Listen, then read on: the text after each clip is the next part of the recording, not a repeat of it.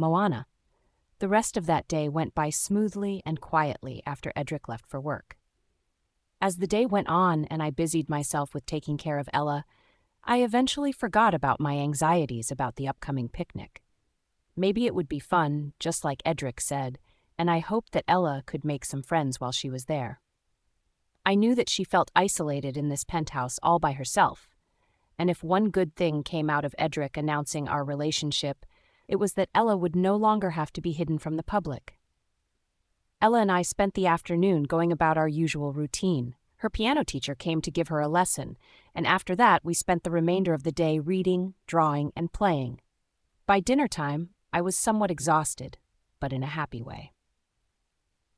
Around dinner time, I decided to help Selena and the maids prepare the meal. Selena chose to make a dinner that consisted of roast chicken, soup, potatoes, and vegetables, and it was my job to peel the potatoes and cut the vegetables. While the four of us cooked, the maids and I began to chat. Selena was usually quiet at times like this, solely focused on preparing the meal, but I knew that she was listening intently. Amy and Lily were a rather funny duo, and I thought I even caught Selena laughing a little at the two sisters' banter when her back was turned. "Are you going to another event with Mr. Morgan, Miss Moana?" Amy asked as she stirred the pot of soup on the stove. "I overheard Mr. Morgan talking about it this morning. It's so soon after the last event." I nodded and let out a small sigh. I hadn't thought much about the upcoming picnic since I had been busy all day, but thinking about it brought back some of my stress. "Yes," I replied. "He said that there's going to be a work picnic tomorrow."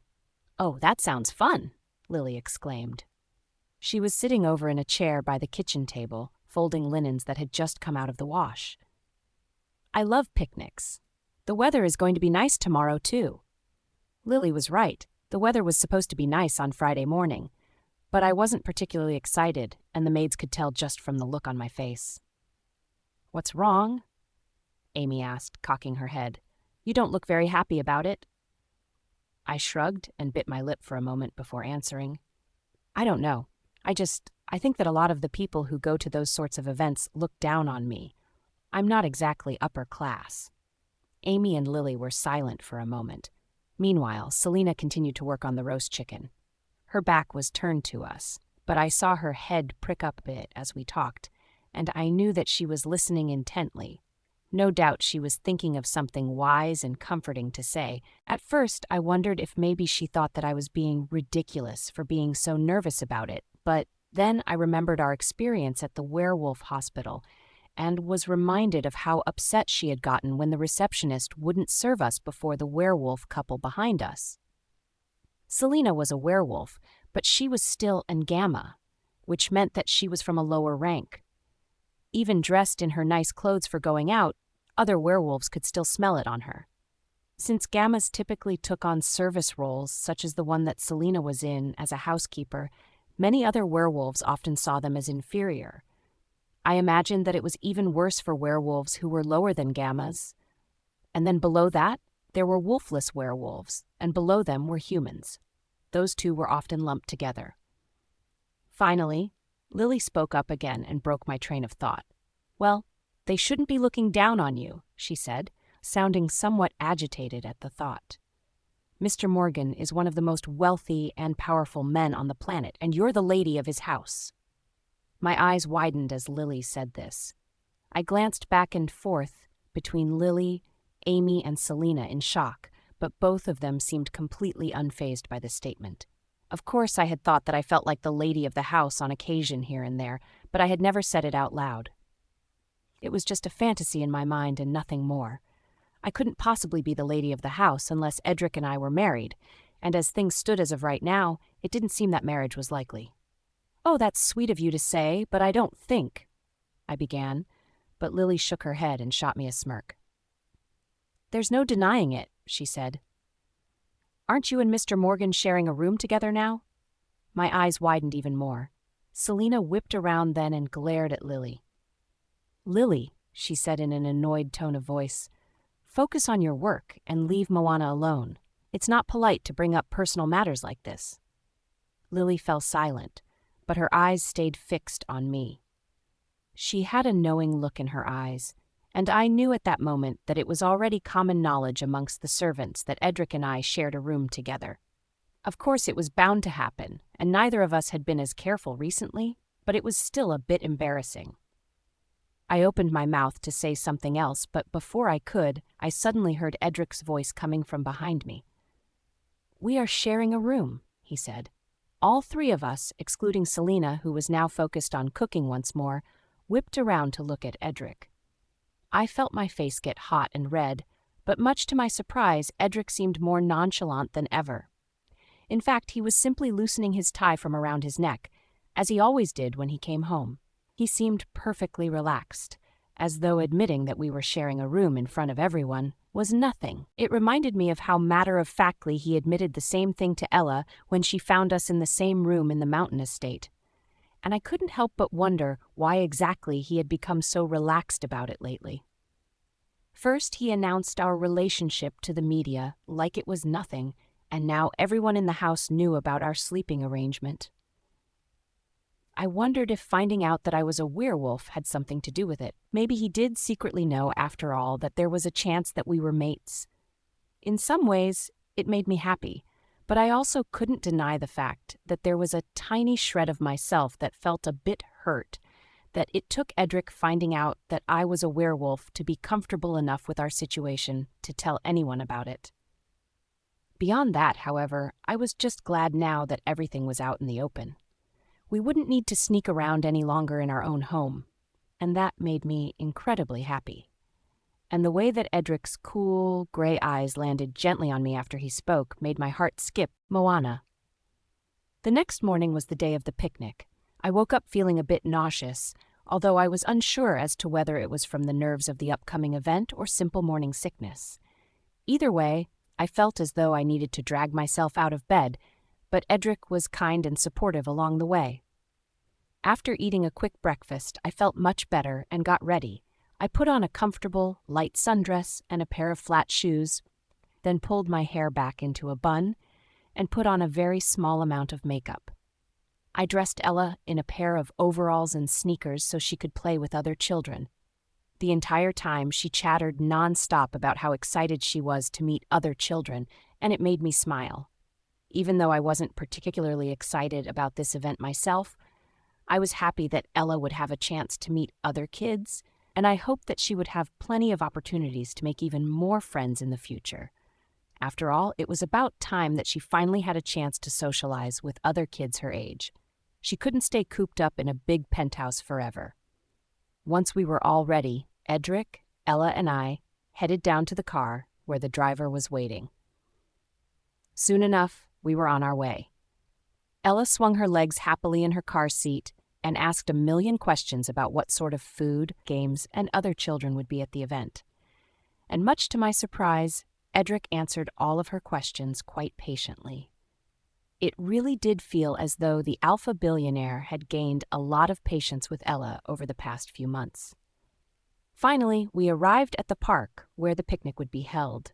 It was a much smaller event, and I was grateful to see that there were a lot of security guards who were keeping the paparazzi away.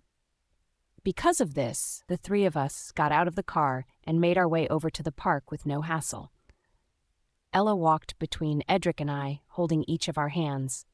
It reminded me of the day that we went to the theme park, when she tricked the workers into thinking that Edric and I were both her biological parents. The park was also beautiful. I had never been to this specific park before, as it was located in the uptown area of the city. The park was surrounded by a tall brick fence covered in moss and vines, and the pathways were lined with cherry trees that I imagined were a beautiful shade of pink in the springtime. As we walked along the pathway and toward the center of the park where everyone was gathered, I thought to myself that I would have to come back here in the spring to see the cherry blossoms. At the center of the park, there was a beautiful green gazebo with a rounded roof on top. There was a microphone standing at the top of the gazebo steps, and there were folding chairs lined up in front of it. People were sitting in the chairs as well as mingling around, glasses of ice-cold lemonade already in hand. In the distance, beneath a cluster of weeping willow trees, there were dozens of covered round tables and a long buffet with covered dishes. I could see workers running around in a bit of a frenzy as they finished preparations. However, despite how happy it made me to be out with Ella and Edric on a beautiful sunny morning, I felt my anxiety begin to bubble up to the surface when I saw everyone's eyes start to land on us. There were a lot of employees and other business partners at the picnic, and as we entered, everyone turned to look at us. I could see some people whispering as they looked at Ella and myself, but it felt different this time compared to the last event. Of course, there were plenty of people who seemed to be judging Ella and myself, but there were even more people who were smiling and waving at Ella. Ella waved back, grinning from ear to ear. "Look, Moana," she exclaimed, pointing toward a playground area. "Swings, can I play on them?" "Daddy has to give a speech first, Princess," Edric said. "Then you can play as much as you want." Ella seemed pleased with this. However, it also seemed that some people overheard the brief exchange, and they seemed puzzled. I quickly realized that it was because Ella had referred to me by my first name instead of calling me her mom. My face instantly went red. I hadn't thought about that beforehand, and therefore hadn't had a chance to talk to Ella about it. Edric never brought it up before, either, which made me wonder if he also forgot, or if he simply wasn't worried. Ella referring to me by my first name when I was supposed to be her biological mother was bound to raise some eyebrows, and I felt myself get nervous as I wondered how long it would be before the inevitable questions regarding my true relationship with Ella were asked. However, as we walked up onto the small gazebo for Edric to give his speech to his employees, I swallowed my nerves as best as I could and put on a smile, just as Edric asked me to do earlier that morning. He had told me to just smile out at the crowd, but that I could just stare over their heads so I wouldn't have to look at them. And I did just that. Ella and I stood behind Edric while he stepped up to the microphone. I put my hands on Ella's shoulders and held her in front of me, but she quickly got nervous from the crowd and hid partially behind me with wide eyes. The crowd let out a chorus of ahs at Ella's cuteness. Edric turned around and flashed both of us a comforting smile, which helped Ella relax, and I wrapped my arm around her while she leaned into my hip. Finally, Edric gave his speech. It was a nice speech dedicated to his employees, and it seemed incredibly heartfelt. Hearing it made me smile, and I soon forgot my anxiety about the crowd. I even became a bit more comfortable, and without realizing it, my eyes began to scan the crowd while I listened to Edric speak, the smile still plastered across my face. However, as my eyes scanned the crowd, I noticed a strikingly familiar face. I narrowed my eyes slightly to get a better look, and once I realized who I was looking at, I knew exactly who it was. I felt my heart sink and a pit grow inside my stomach as I looked out at the face that was staring straight back at me. I should have known that he would be here. He was an employee at WearCorp now, after all. But in all of the fuss-us of everything going on lately, I had completely forgotten. And so I hadn't prepared myself at all for the possibility that I might see him. It was my ex-boyfriend, Sam. And he was staring up at me and Ella with wide, disbelieving eyes. Moana. I felt my heart sink as I saw my ex-boyfriend Sam staring up at me from the crowd. His eyes were wide and disbelieving. Of course he knew that I wasn't Ella's mother, and of course he knew that I wasn't Edric's real fiancée, as Sam and I had only broken up a few months prior. I could spin the story to make it seem as though Edric and I quickly got engaged after I found out that I was pregnant. But if Sam said anything publicly about how I wasn't really Ella's mother, there was no way I could possibly hide that. Although I wanted to run away and hide from embarrassment, I put on a brave face, continued smiling as Edric asked me to, and went back to staring above the crowd just like I had been doing before. And soon Edric's speech was over. We stepped down off of the gazebo as the crowd stood and made their way over to the picnic area for brunch. And now that I wasn't standing in front of everyone, I felt a lot less anxious about Sam being here. I just hoped that he wouldn't say anything to anyone about his past relationship with me, but at the same time, I had to have faith that Edric would handle it if he did say something. "See? That wasn't so bad," Edric said, shooting me a smile and patting Ella's head. We then turned to see a group of other kids who were already on the playground. A few of them had gathered at the edge of the playground area and were staring at Ella curiously. One of them waved at her, and Ella waved back. "Can I go and play?" Ella asked, looking back and forth between Edric and myself with wide, hopeful eyes. Edric nodded. "Go ahead. Come find me or Moana if you get hungry." Ella took off running to meet the other children, who immediately swarmed her and began asking all sorts of questions. She seemed to handle it well, which made me proud. "She's so good with other kids," I said to Edric as we watched Ella play. "She has no trouble whatsoever making friends." Edric nodded. "Well, she didn't get that trait from me, I'll say that much," he said with a laugh. Suddenly, a female voice came from behind us. "That's a lie," the voice said. Edric and I both spun around to see a gorgeous woman standing behind us. She had long black hair, tanned skin, and was tall and athletic looking. She had on dark red lipstick and an attractive matching top and bottom set that made her look powerful and intelligent. As she spoke, she looked over at me with shining brown eyes that looked like caramel in the sunlight. Edric never had any trouble making friends when we were kids. "Well, I'll be damned," Edric said with a laugh. "If it isn't my old friend Mia, I didn't think you would be here today." The woman Mia shrugged and smiled.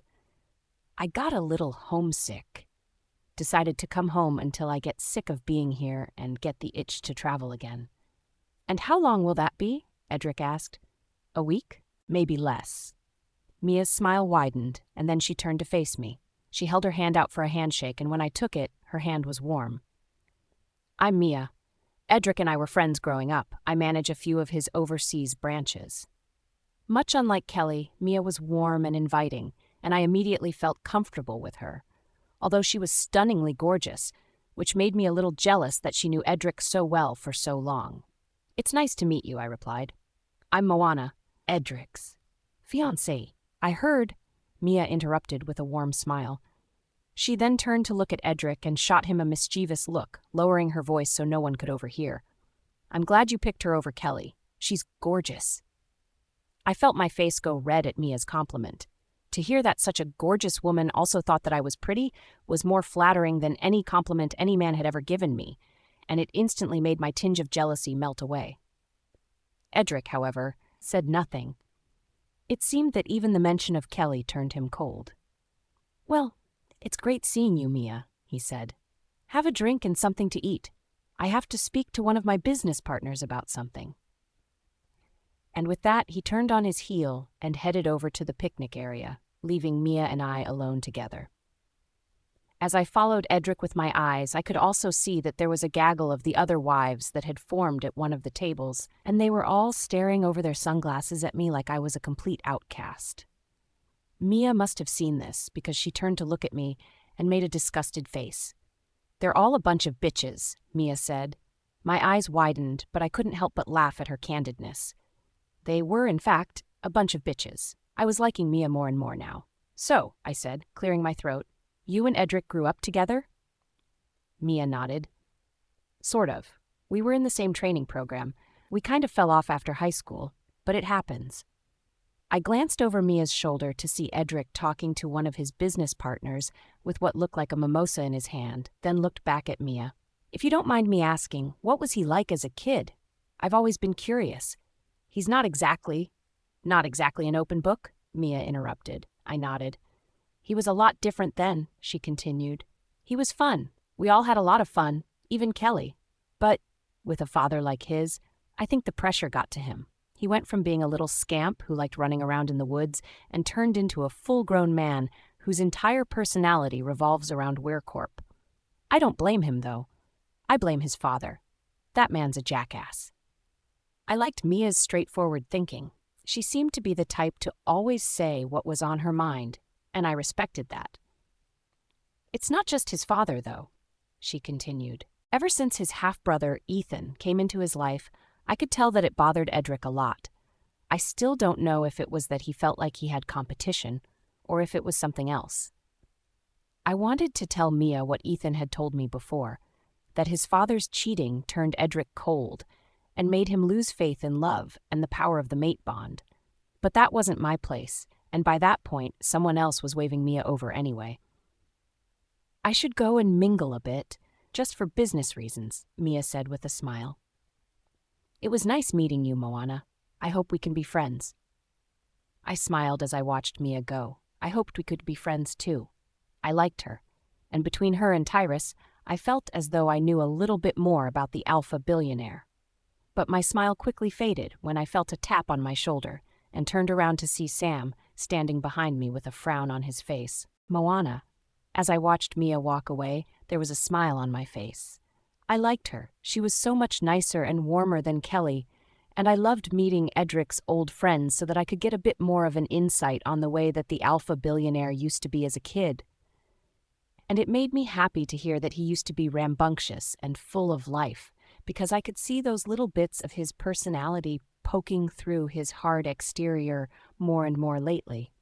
Someday, I wondered if I could break down his hard shell entirely. I wanted to know the true Edric.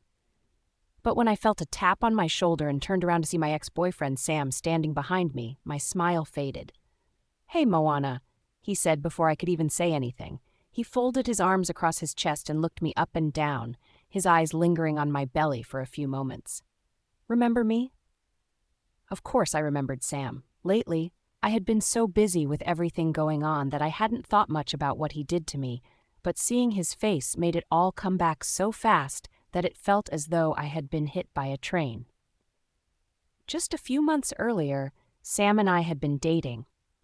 I really thought that he was the one, up until I found him sucking on another woman's lips in the window of a fancy restaurant. And when I confronted him about it, he didn't even show any remorse. All he cared about was getting his high-paying job at WearCorp, which his new girlfriend helped him get, and he didn't care that I had been by his side as a constant and loving support system for years. I had helped him get through college, I had helped him gain his confidence, and I supposed, by extension, I had given him the confidence to cheat on me. I wanted to say all of these things, but I didn't. I couldn't. Not here, at least. I didn't want to cause a scene. I especially didn't want to piss him off enough to make him reveal the fact that Ella wasn't actually my biological daughter. "Do you need something, Sam?" I asked, glaring up at him in a way to show him that I wasn't scared of him. I had come so far since we broke up, and I wanted him to know that his mind games wouldn't work on me any longer. Sam shrugged. "Just figured I'd come and say hi," he said. "It seems like a lot has changed since I broke up with you. We should catch up," I scoffed. "Catch up?" I asked. "After what you did to me? Why would I possibly want that?" "Come on now," Sam replied, his face hard and his eyes cold as he eyed me up and down again. "Let's let the past be in the past. You certainly seem like you've moved on anyway. How far along are you, huh? 3 months? Tell me, was the CEO of WearCorp an intentional rebound, or did you just happen to run into him on the street?" Actually, I did just happen to run into Edric in the street. Everything that happened between us was nothing but pure coincidence. And I was quickly learning that those coincidences may have happened because there was a chance that Edric and I were fated mates. Someday, Sam would find out that I really was a werewolf, and I wished that I could see the look on his face when that happened. After everything that he said to me, how I should have felt lucky that a werewolf would even give a human like me the time of day, I hoped that he would feel like a real idiot when the truth finally came out. "What does it matter?" I asked, lowering my voice and instinctively touching my belly in a protective manner. "You made your decision when you cheated on me. You have no right to know anything about my personal life." With that, I turned on my heel and began to walk away. "Oh, really?" Sam called after me. "Did I not have a right to know about your daughter before then? You seem like such a good mom. I'm surprised you never introduced me to her." Sam's words made me freeze momentarily, and I felt my heart drop. My eyes widened as I looked around frantically, praying that no one had heard him say that. I supposed from the beginning, as soon as Edric made his announcement on TV, that people would eventually learn the truth about Ella. But I didn't want it to be today, and I didn't want it to be Sam's doing. I couldn't let him win like that. But thankfully, no one looked our way. Ella continued to play on the playground. The gaggle of nasty wives were preoccupied at their table as they compared the sizes of the diamonds on their engagement rings, and the other employees were too busy mingling and enjoying the picnic. I let out a small sigh of relief and decided not to give Sam the pleasure of ruining my day. I was allowed to enjoy this picnic with everyone else, so I made my way over to the buffet and helped myself to a lemonade before spotting Edric talking to one of his business partners. I wanted to be near him after what Sam just did, but I didn't want to disturb his conversation or make him worried, so I nonchalantly sipped my lemonade as I walked up to him. When I walked up to Edric, he was in the midst of a conversation with his business partner about overseas manufacturers and labor strikes. Most of it made little sense to me, so I quickly tuned it out. But as I walked up to him, Edric absent-mindedly reached for me and wrapped his arm around my shoulders. I felt my heart leap in my chest at this casual, romantic gesture. He didn't pause or lag in his conversation one bit. It really was just instinct for him. It reminded me of the day we went to the mall and the creepy man tried to hit on me, as well as the day that we took the elevator down after having lunch with Ella, and he put his hand on my lower back. It was small, casual gestures of protectiveness like this that made me feel safe and warm, and I didn't even bother to glance back at Sam to see if he was still staring. In fact, I felt entirely comforted in Edric's arms. However, there was still a chance that Sam would expose our lie. If he didn't do it today, then he could easily do it another day. These people already hated me enough as it was, let alone if they found out that my relationship with Ella and Edric was a lie. And I couldn't even imagine how stressful it would be for people to begin questioning Edric's paternity over the baby in my belly. I just hoped that if something did happen, Edric would take care of it. And when I glanced over my shoulder to see that Sam was still eyeing me from afar, I became even more worried that things would need to be handled today after all. Edric. We went to the picnic, where everything went well at first. Moana and Ella were the perfect picture of a happy family while I gave my speech, and I was proud of both of them for that. Some people seemed to notice that Ella was referring to Moana by her first name, though, which I knew I would have to handle later before people began asking questions. I knew that I should have talked to Ella beforehand, but I had to admit that I completely forgot.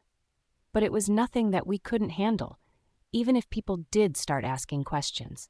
With a child that age, it was easy to claim that she was simply trying out something that she saw in a movie, or that she was pushing parental boundaries. Besides, with the work that my PR agency did to mitigate the clips of me punching the paparazzi, I knew that people were unlikely to bother us much, at least for now. After I briefly spoke to Mia, I decided to let Moana and my old friend get to know each other a bit, so I made my way over to speak to one of my business partners. I had to talk to him about something important that couldn't wait anyway. I had known Mia since we were kids. She was always a good friend, although we did fall off a bit after high school. It wasn't like it was with Kelly. Mia was her own person, and she never had any interest in marriage. She never followed me around like a lost puppy, and she wasn't vindictive and cruel like Kelly was.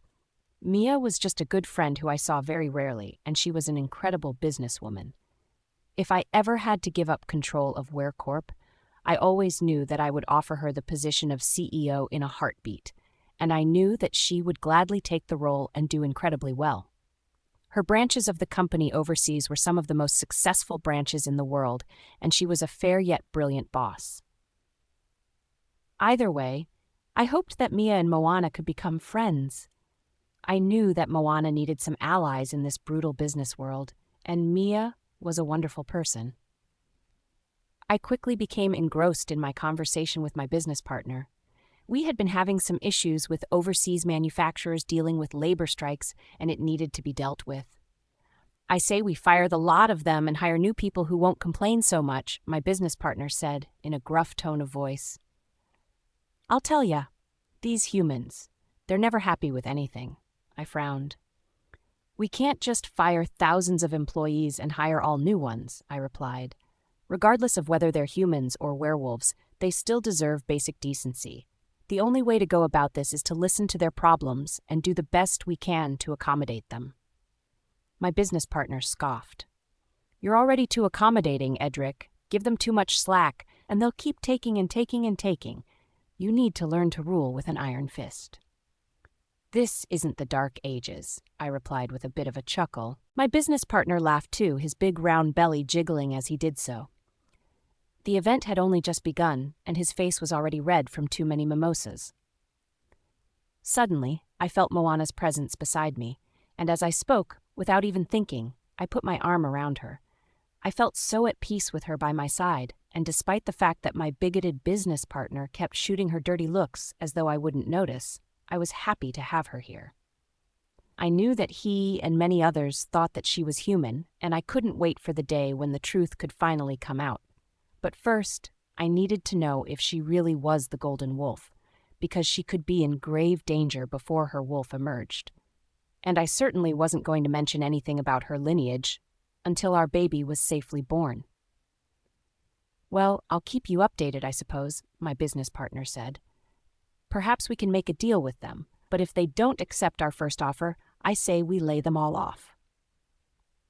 I watched as my business partner walked away, but his idiotic suggestions weren't at the forefront of my mind.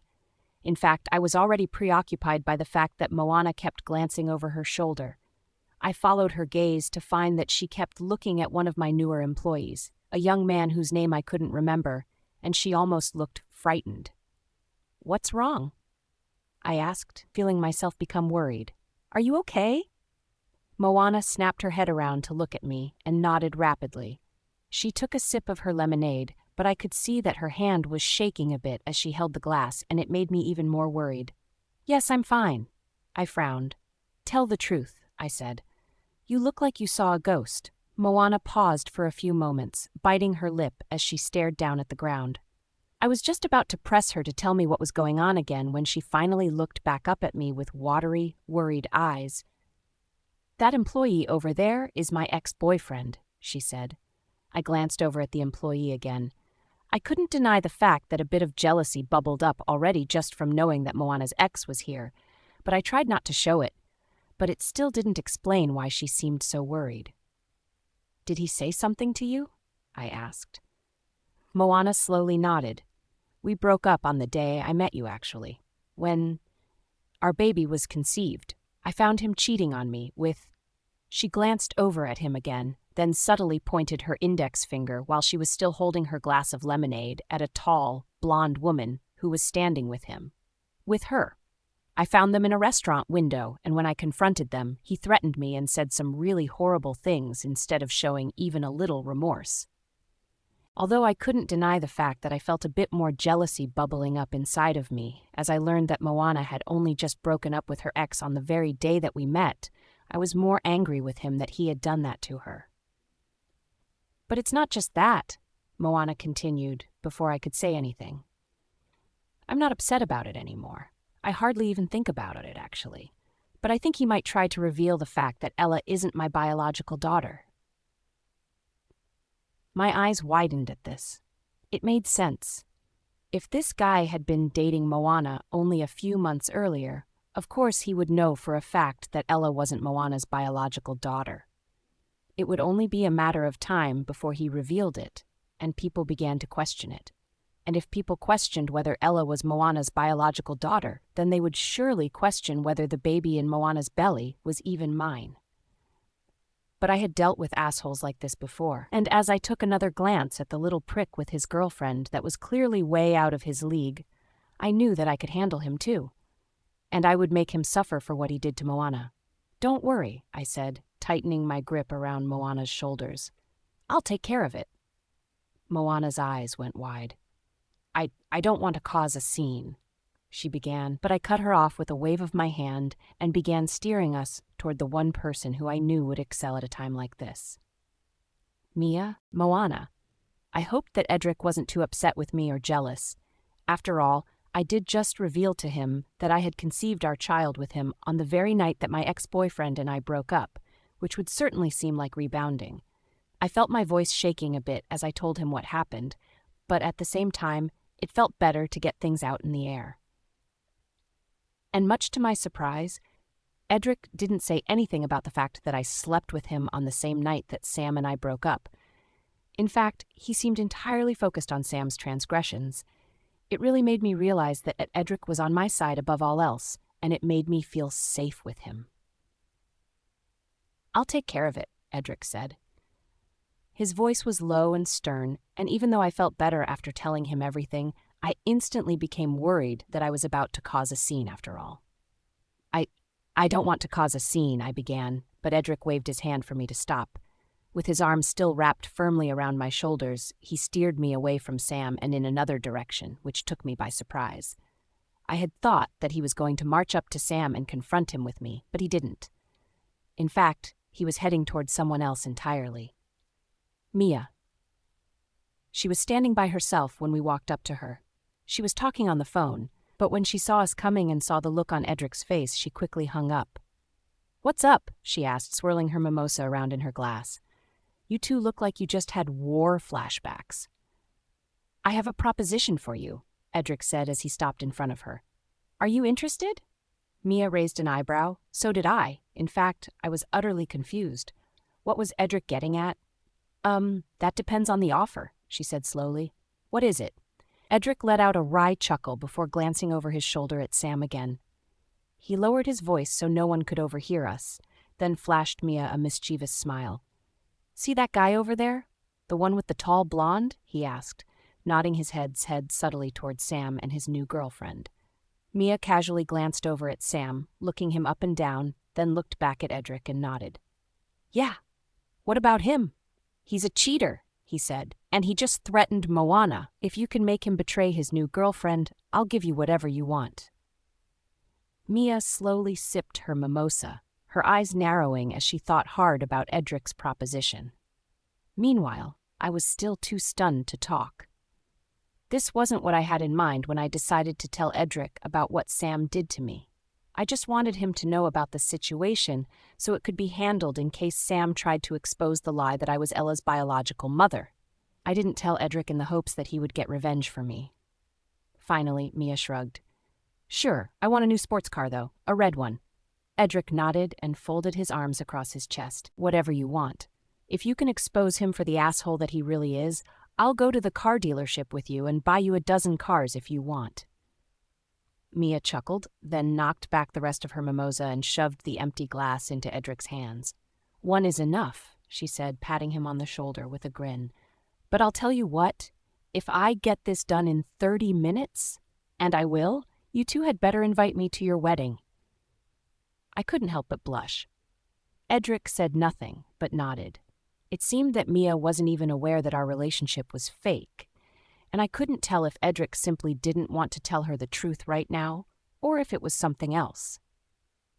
Regardless, I was about to open my mouth to tell Mia not to go, but it was too late. She was already on her way over toward Sam. I watched with wide eyes and a slack jaw as she let down her long black hair, then stopped at the bar for another mimosa and began to saunter up to Sam. "Edric, isn't this too far?" I asked, turning to face him. I didn't want anyone to get in trouble. I was just worried that he would expose everything. Edric merely shrugged. "People always follow the same pattern," he said matter-of-factly. "Once a cheater, always a cheater. Maybe this will teach him a little lesson." I was still shocked. This mischievous side of Edric was entirely new to me, but it was becoming more and more abundant lately. And I couldn't help but admit to myself that it was something that I was attracted to. And Sam did deserve to learn a lesson for being a cheater. Not just a cheater, but a jerk who said such horrible things to me when I was the one who found him cheating, especially after everything I had done for him during our relationship. "Come on," Edric said, taking my hand and flashing me a smile. "You look hungry." Admittedly, I was. And although I could have stood there and waited for the outcome of Mia's plan all morning, I was starting to feel nauseous from the hunger. So Edric and I made our way over to the buffet. I couldn't help but blush as he stuck close to me, our shoulders touching the entire time we picked out our food. We sat down at a table beneath a tree and waited for Mia's big reveal. It was like brunch and a show. I ate some fruit and yogurt with a deliciously frothy coffee prepared by the barista that was there, and if I pretended that nothing had happened with Sam, it did feel like it was just a nice picnic in the park beneath a beautiful willow tree. But like clockwork, not even 15 minutes had passed before we heard screaming. "Ah! I can't believe you!" a female voice shouted. "You're a cheater!" Edric and I glanced at each other, flashing each other a quick smile, before we suddenly got up and made our way over to where Mia, Sam, and Sam's new girlfriend were standing. A small crowd had formed around them. Baby, it's not what it... Suddenly, before Sam could finish, his new girlfriend slapped him hard across the face. The crowd erupted into a wave of gasps and mutters. Sam's face instantly turned red, both from the hard slap and the embarrassment, while his tall, blonde girlfriend towered over him in his heels. Neither of them said anything for a few moments. Sam just stood there, holding his face in shock. And meanwhile, Mia just stood off to the side. She was leaning against a tree, standing in the shade with her arms folded across her chest. She wasn't even trying to help in the slightest. When Mia's eyes met mine and Edric's, she winked subtly, and I knew that she had done it. Moana.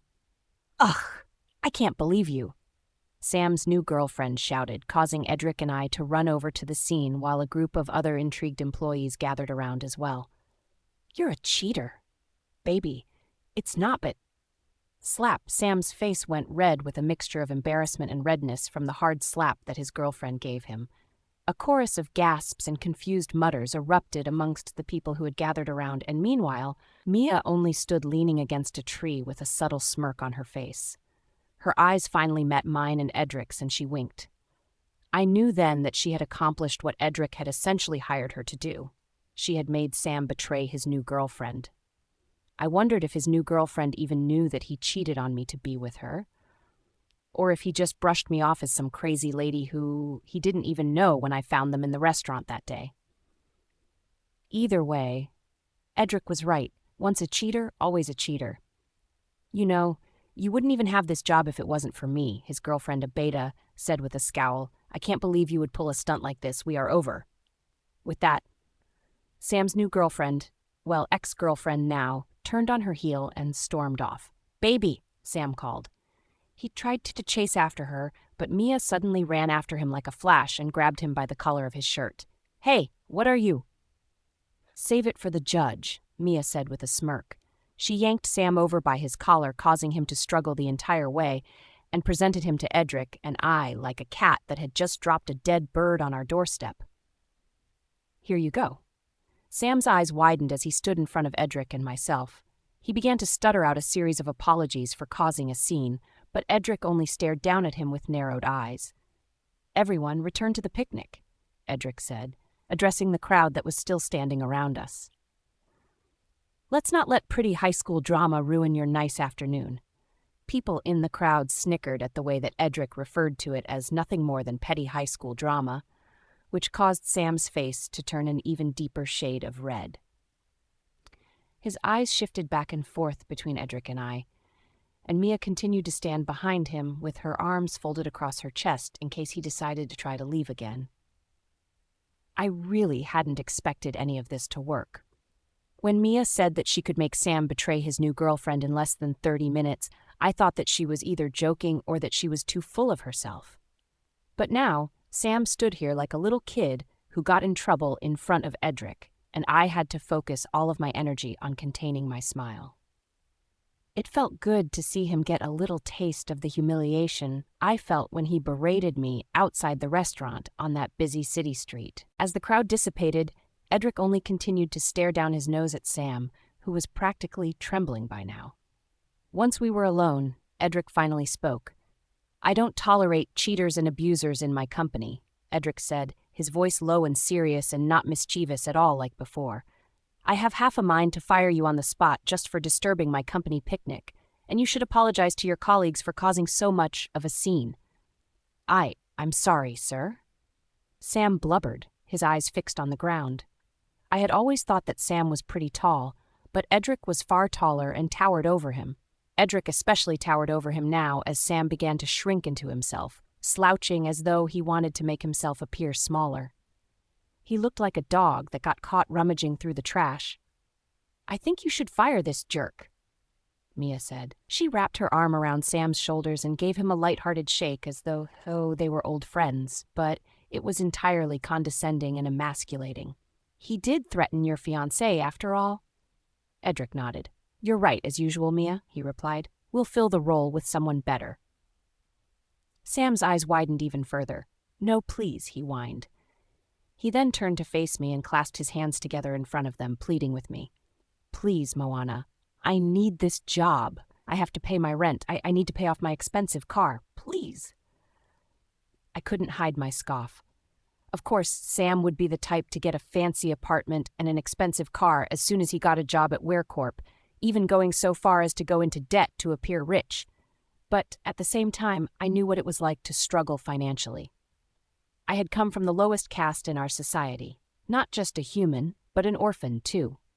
I knew how it felt to barely make ends meet, and even though I knew that Sam would have little trouble finding another job as a werewolf, and even though he had done me horribly wrong in the past, I hated to put other people in that situation. "Please, Moana." Finally, I sighed and turned to face Edric. "Don't fire him," I said. Edric's eyes widened. "Why not?" I shook my head. "I know what it's like to live as a lower status, and I wouldn't wish it upon anyone else. Not even this sorry sack of shit." For several long moments, Edric just stared at me with his eyebrows raised. I knew that he felt uncomfortable by my request, but I just didn't like the idea of causing someone to lose their job entirely over this. Sam got humiliated, and that was enough for me. "Fine," Edric said finally, smacking his lips together, annoyedly. "I won't fire you, but you'll be working in the mailroom from now on." I could tell that Sam was not excited about being demoted, but at the very least he still had a job. "Thank you, Mr. Morgan," he said. Edric stared down his nose at him for a few more long moments before he stooped down to Sam's level and stopped just inches from his face, causing Sam to look even more panicked. He then lowered his voice so no one else could hear. "And if you say a word about Ella or Moana, you won't even be working in the mailroom," he said. "And I'll make sure you can't find another halfway decent job in this city for the rest of your pathetic little life. Do you understand me?" Sam's eyes widened so far I could see the whites of his eyes all the way around his irises. He glanced back and forth between Edric and I several times before rapidly nodding and taking a big, nervous gulp. "I won't say a word," he replied. "Good." Edric straightened again, then waved Sam away with his hand. "You can go home now. You're not welcome at this picnic anymore." Sam didn't say a word. He simply turned on his heel and took off toward the parking lot with his metaphorical tail between his legs. I felt relieved. It felt nice to see Sam finally get the same amount of humiliation that I felt, and maybe it would teach him not to treat women poorly in the future. But, like Edric said, once a cheater, always a cheater. Moana. After Sam left, I felt relief wash over me. I was happy to see Sam finally get just as humiliated as I was when he cheated on me, and now he had to actually work his way up in the company instead of using his beta girlfriend to get the job. However, when I looked over at Edric, his face had fallen and gone dark.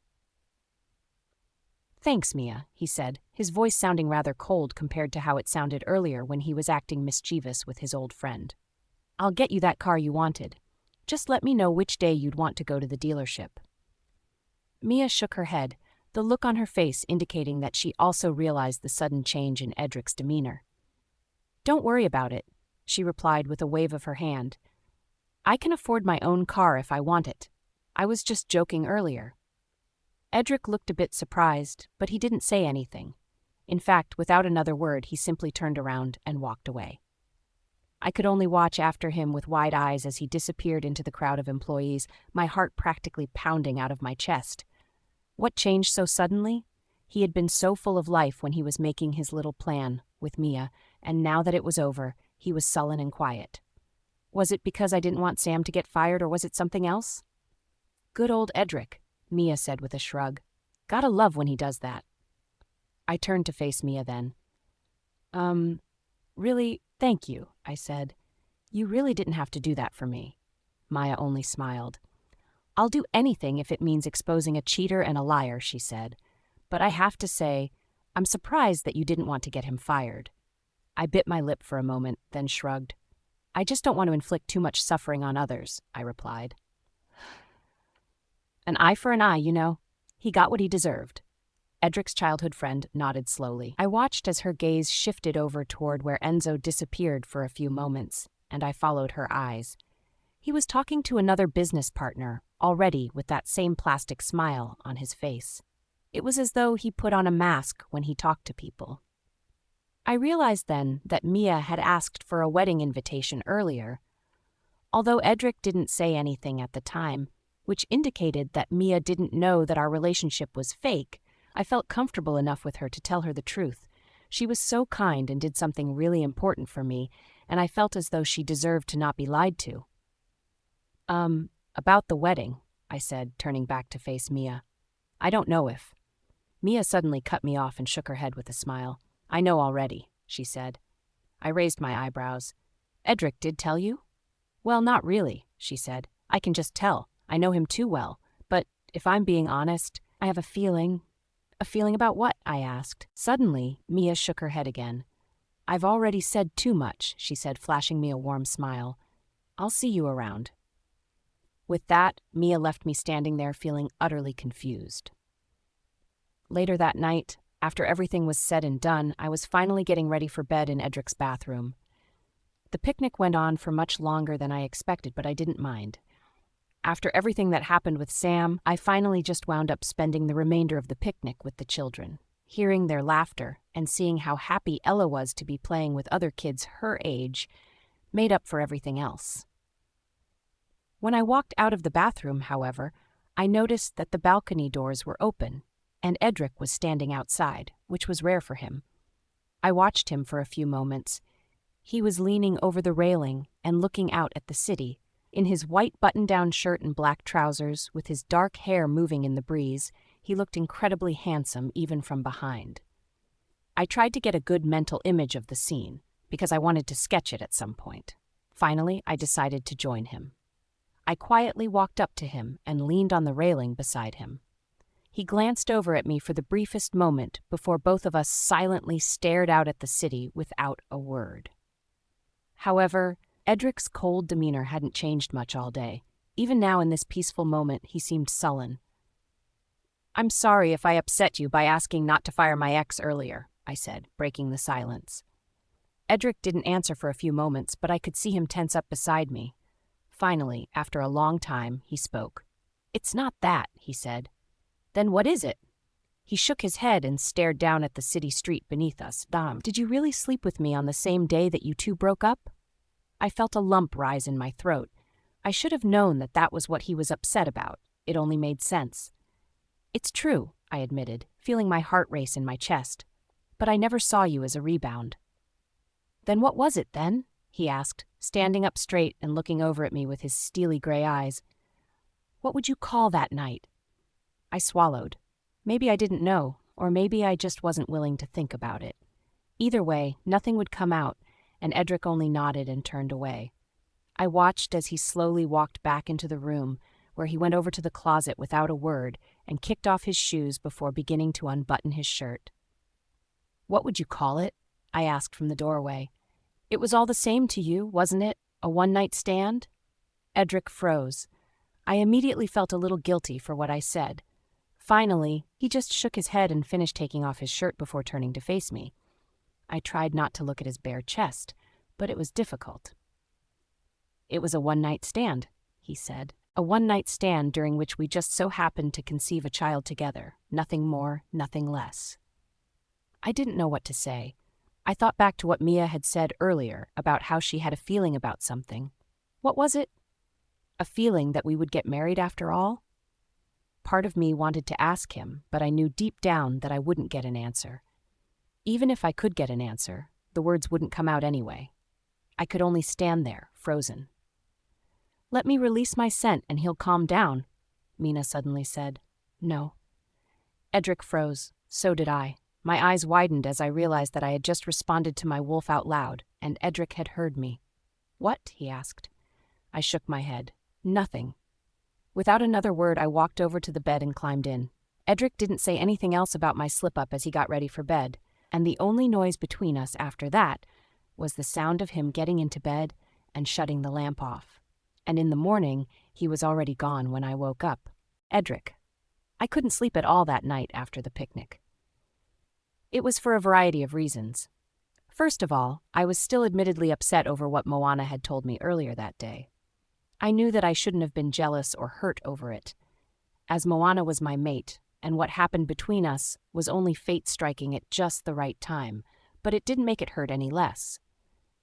I just wished that she told me sooner that she broke up with her ex, not even an hour before we met. And I had to admit that the way she pitied him made my mood darken.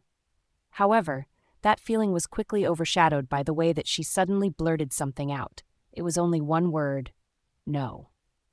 Somehow, I knew that she was talking to her wolf and not to me. But what were they talking about? Was there something that she wasn't telling me?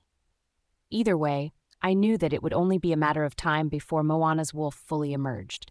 If she accidentally shifted, and if she was in fact the golden wolf, she would be putting herself in grave danger. I needed to get to the bottom of this before it was too late. If she was the golden wolf, I would have to find some way to keep her from shifting for the first time until the baby was born. People would instantly know about her existence the second she shifted, and they would no doubt be hunting her.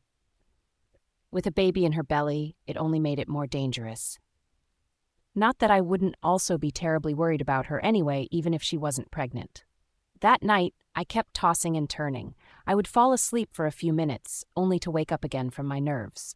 Finally, I decided that I simply wouldn't sleep at all. My mind kept wandering back to the forum thread that I found about the book on the golden wolf. It was supposedly extremely rare and possibly didn't even exist, but I had a feeling that I could find it. There was a private library in the city that was only open to the highest class of werewolves. I had never been there before myself, but it was common knowledge that the librarian lived there, and she had an enormous collection of rare and banned books. It was late, but I didn't care. I needed to see her now. I quietly got dressed while Moana slept, taking one last glance at her before I slipped out of the room and headed outside. And soon, I was driving my car across the quiet city and pulling up to the curb outside the library. It was a massive stone building that had been a part of this city since the city was built. The librarians here were always from the same family, and the library would be passed down to each generation. There was something almost ominous about the building, but I swallowed my nerves and walked up the front steps to the big, ornate wooden door and pressed the doorbell. There was a long wait. I pressed the doorbell a couple more times, and by the third time, I began to think that no one was going to answer. However, just as I was about to walk away, the door finally cracked open. "What do you want?" a gruff old woman's voice said through the crack. "It's 3 o'clock in the morning. Can't you read? The hours are posted right in front of your face." I felt my face flush with embarrassment. "I'm sorry," I said. "I know you're not open, but I have urgent research to do. Can you please let me in?" The door cracked open a little wider, and now I could see an old woman's face staring up at me. Her face was covered with wrinkles, but she had piercing blue eyes. "I recognize you," she said, her voice low and gravelly. "You're Edric Morgan. What are you doing here?" I swallowed. "Like I said, I have urgent research I need to do," I replied. "It's really important, but unfortunately I can't tell anyone what it's about." The woman didn't say anything for a few long moments. Finally, she pulled the door open the rest of the way and gestured for me to come in. "Do you want tea?" I shook my head. "No, thanks. I just need to see your rare books. The rarest of the rare." The woman grumbled something to herself, but complied anyway, and led me through the narrow walkways between bookshelves that towered all the way to the high ceiling. There must have been thousands of books in there. No, millions, and each of them looked even older than the last. Unlike any regular library that would normally be spacious with lots of seating, this library was nothing but shelves. Books were even piled on the floor, along with paper scrolls and half-melted candles. The whole place reminded me of some sort of demented wizard's tower from a fairy tale. "The rarest of the rare, huh?" the old woman asked, her appearance flashing beneath the large skylight that let the light of the moon in, revealing a hunched-over posture and gray, frazzled hair. "How rare exactly?" "Rare as in, it might not even exist," I replied. The old woman stopped and stared at me for a moment over her shoulder, pursing her thin lips as she looked me up and down. I stared back, and eventually she nodded and led me over to a narrow wooden door that was nestled in between two bookshelves. If she hadn't led me there, I never would have seen it. I don't normally let people in here, she said, extracting a ring of keys from the pocket on her robe, but since you're, well, I'll allow it. It's where I keep my most prized books. Thank you, I replied. The old woman didn't respond as she rifled through the keyring. She finally found the key she was looking for and unlocked the door. When she pushed the door open, it creaked loudly and exposed a set of narrow stone steps that led downward. Go ahead, she said, gesturing for me to enter. Be careful on those steps, and try not to get your fingers all over everything. The oils from your skin will ruin my books. I nodded. I'll be careful, I replied. I pulled my phone out of my pocket and switched on the flashlight, then descended down the stairs. With each step, the air became colder. By the time I got to the bottom, it was almost frigid. I found myself in a surprisingly small room, but it was still packed with books. The walls were made of bookshelves, and there were a few glass cases that housed extremely decrepit old tomes. Unlike upstairs, everything seemed to be neatly organized. I began to scour the bookshelves, searching for anything that would even remotely resemble the book that I heard about. If it was going to be anywhere, it would be here. I was sure of it. I had a good feeling about this place. At first, my search was fruitless. There were plenty of rare books, but none of them seemed to contain any information on the Golden Wolf. I even went through each bookshelf twice, but found nothing. I must have been in there for a few hours at that point. The sun was probably rising, and I had no way of knowing since it was so dark down there. I was about to give up after my third time looking through all of the bookshelves. Obviously, the book simply didn't exist, because if this library didn't have it, then it couldn't possibly be anywhere else. If it did exist at one point, then it probably didn't exist now. But then something caught my eye. I only noticed it because there were 3 books that protruded from the shelf slightly more than the rest. At first, I thought that they were just shaped differently. But on closer inspection, I realized that something was behind them. With a furrowed brow, I carefully pulled the books out. A cloud of dust sprung up as something flopped down onto the shelf. My eyes widened. It had been pinned behind the books. And as I pulled it out, I realized that it was exactly the book I was looking for. My heart practically leaped out of my chest as I snatched the book off of the shelf. The pages were yellow and brittle, but it was still fully intact. I thumbed through it as carefully as I could, straining my eyes to read the faded text. The Prophecy of the Golden Wolf, I whispered to myself, reading the text on one of the pages. The Golden Wolf will return in the form of a human at first, but they will possess strange abilities unlike any human, with only a single physical indicator of their existence, a single alpha tooth that glows in the light of the full moon. My eyes widened even more as I read the text. I snapped the book shut, my breath catching in my throat. There was no doubt about it. Moana had the tooth. She came in the form of a human at first, but she possessed strange abilities. She had to be the Golden Wolf. But I still needed more proof. Not only that, but I needed guidance, and there was only one person in the world who could possibly help us now, the Mother Witch.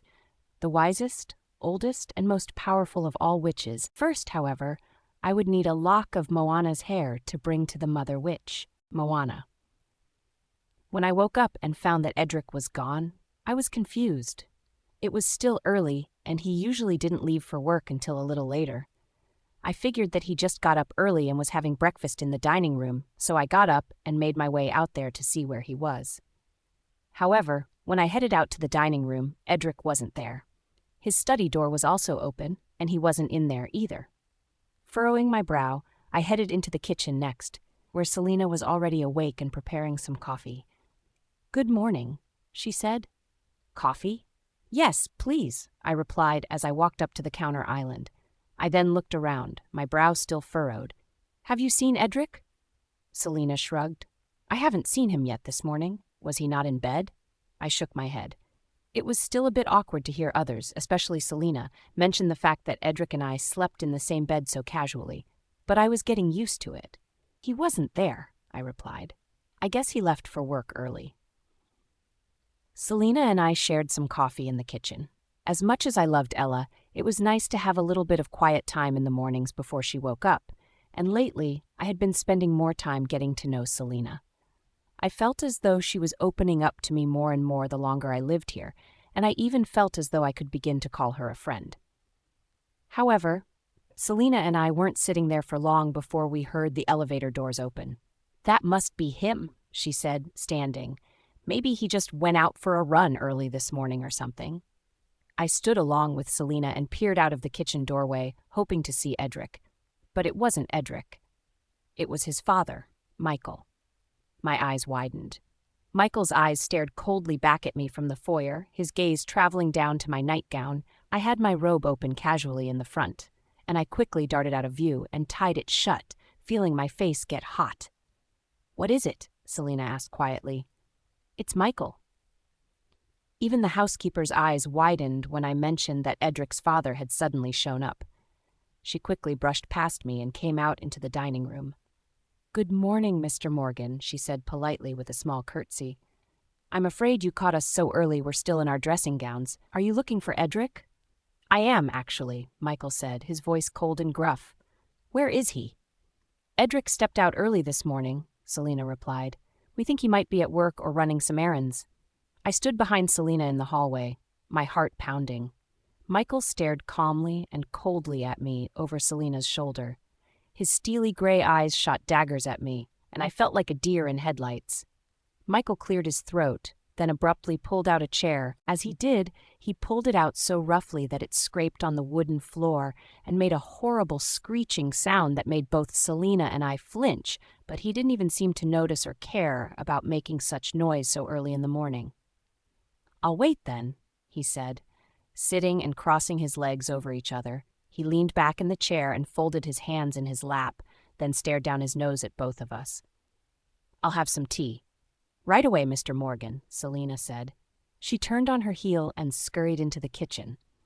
My eyes, however, stayed glued on Michael, and I instinctively placed my hand over my belly in a protective manner.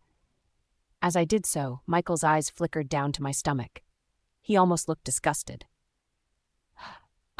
It's nice to see you," I said, not wanting to be impolite despite the fact that Edric's father scared the living hell out of me. He didn't answer. I swallowed hard as he just continued to stare intensely at me.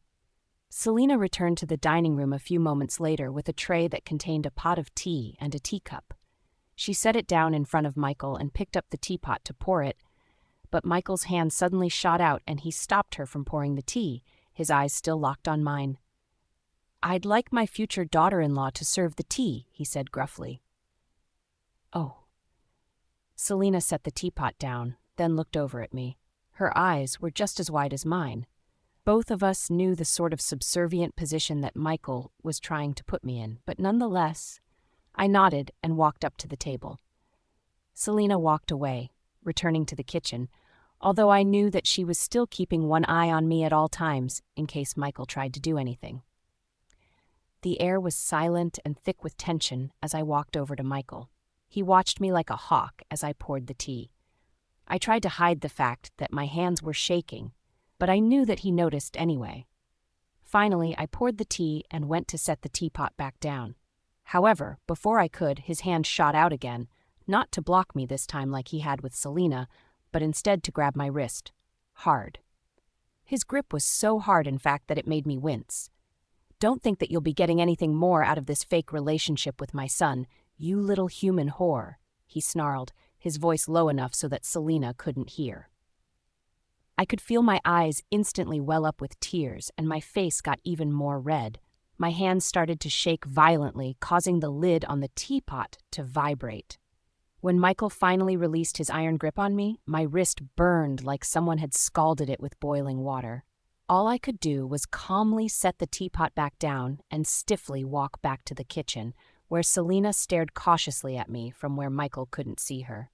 Finally, the elevator doors opened a few minutes later. Edric came walking in, and although I was now practically cowering in the corner of the kitchen and sobbing quietly while I held my wrist where I was out of both Michael's and Edric's line of sight, with Selina rubbing my back gently, I could hear the two of them talking.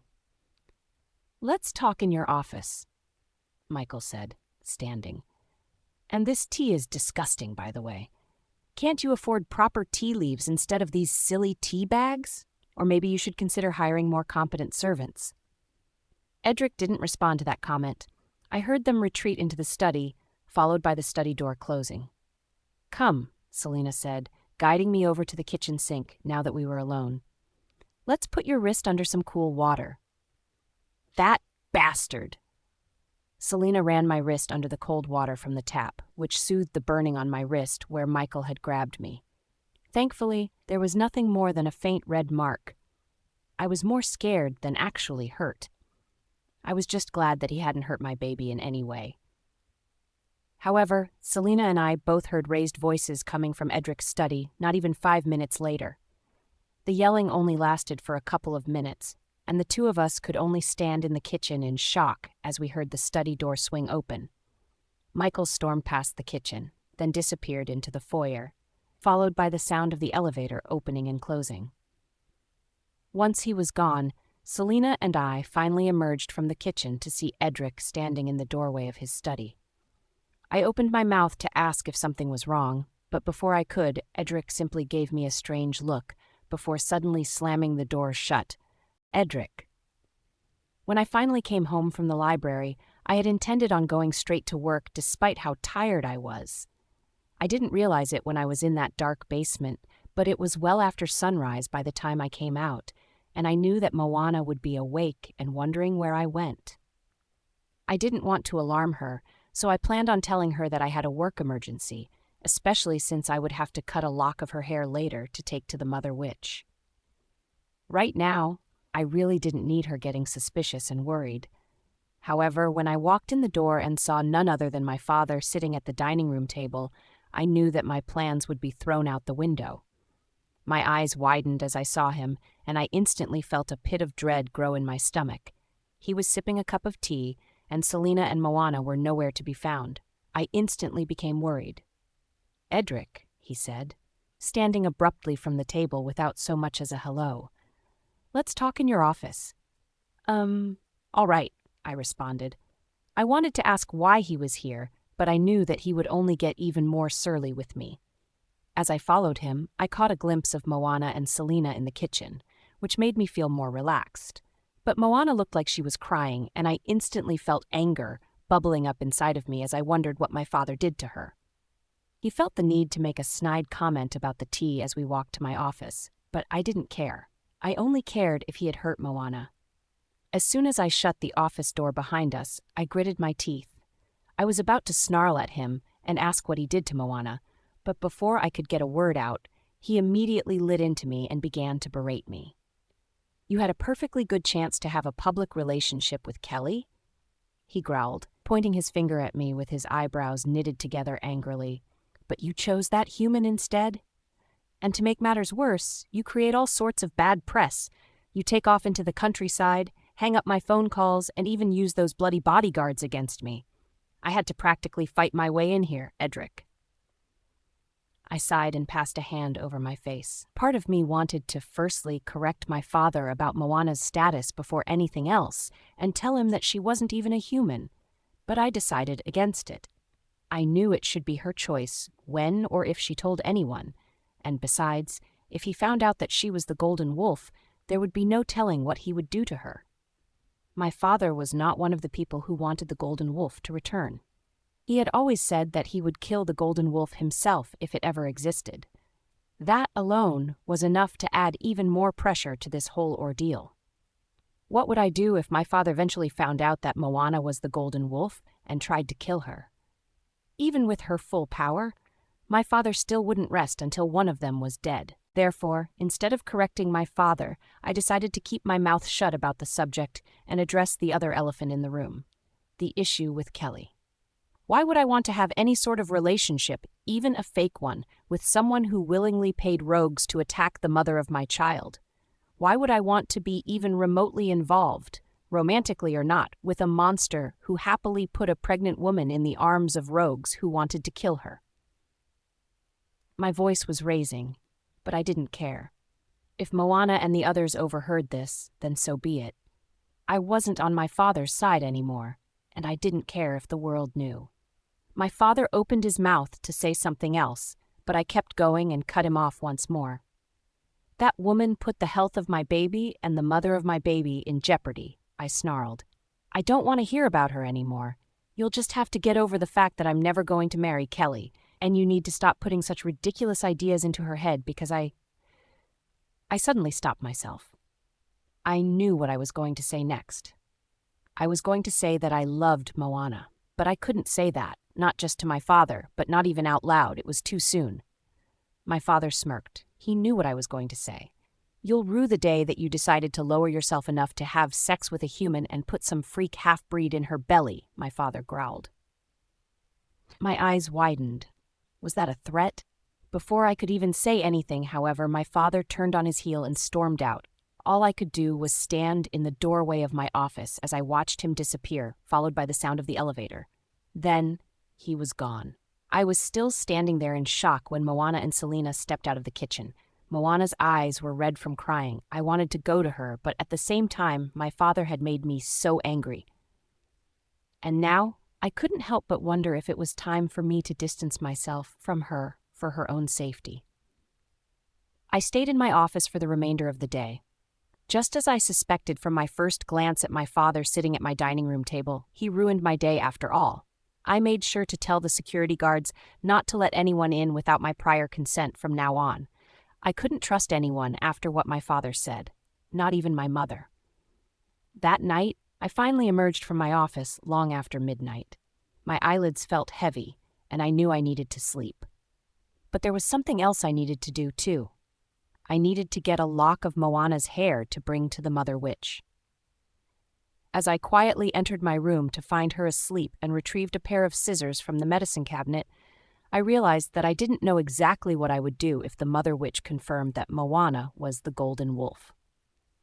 I could only hope that the Mother Witch could offer some wisdom, or maybe a protection charm to keep Moana safe. I hated to consider it too, but I wondered if the Mother Witch would help me get rid of my father. A curse, maybe, or even poison. But was I really willing to kill my own father? I wasn't sure. All I was sure of, as I stood over Moana's sleeping body with a small lock of her vibrant red hair in my hand, was that I needed to protect her, regardless of whether she was the Golden Wolf or not. Moana. I didn't know what Edric and Michael were exactly talking about, but I had a pretty good idea of it. It was clearly because of his fake relationship with me, and when I heard raised voices and saw Michael storm out, followed by Edric giving me a strange look and slamming the door, it only solidified my suspicions. Edric stayed in his study and didn't come out for the remainder of the day, not even for dinner. In fact, I didn't see or hear him ever come to bed, and he was gone again when I woke up the next morning as well. To wake up without him sleeping beside me for the second morning in a row was not only a bit odd, but also a little heartbreaking. I had quickly grown used to feeling his presence beside me, whether his arms were wrapped warmly around me or not. Not only that, but it was Saturday morning.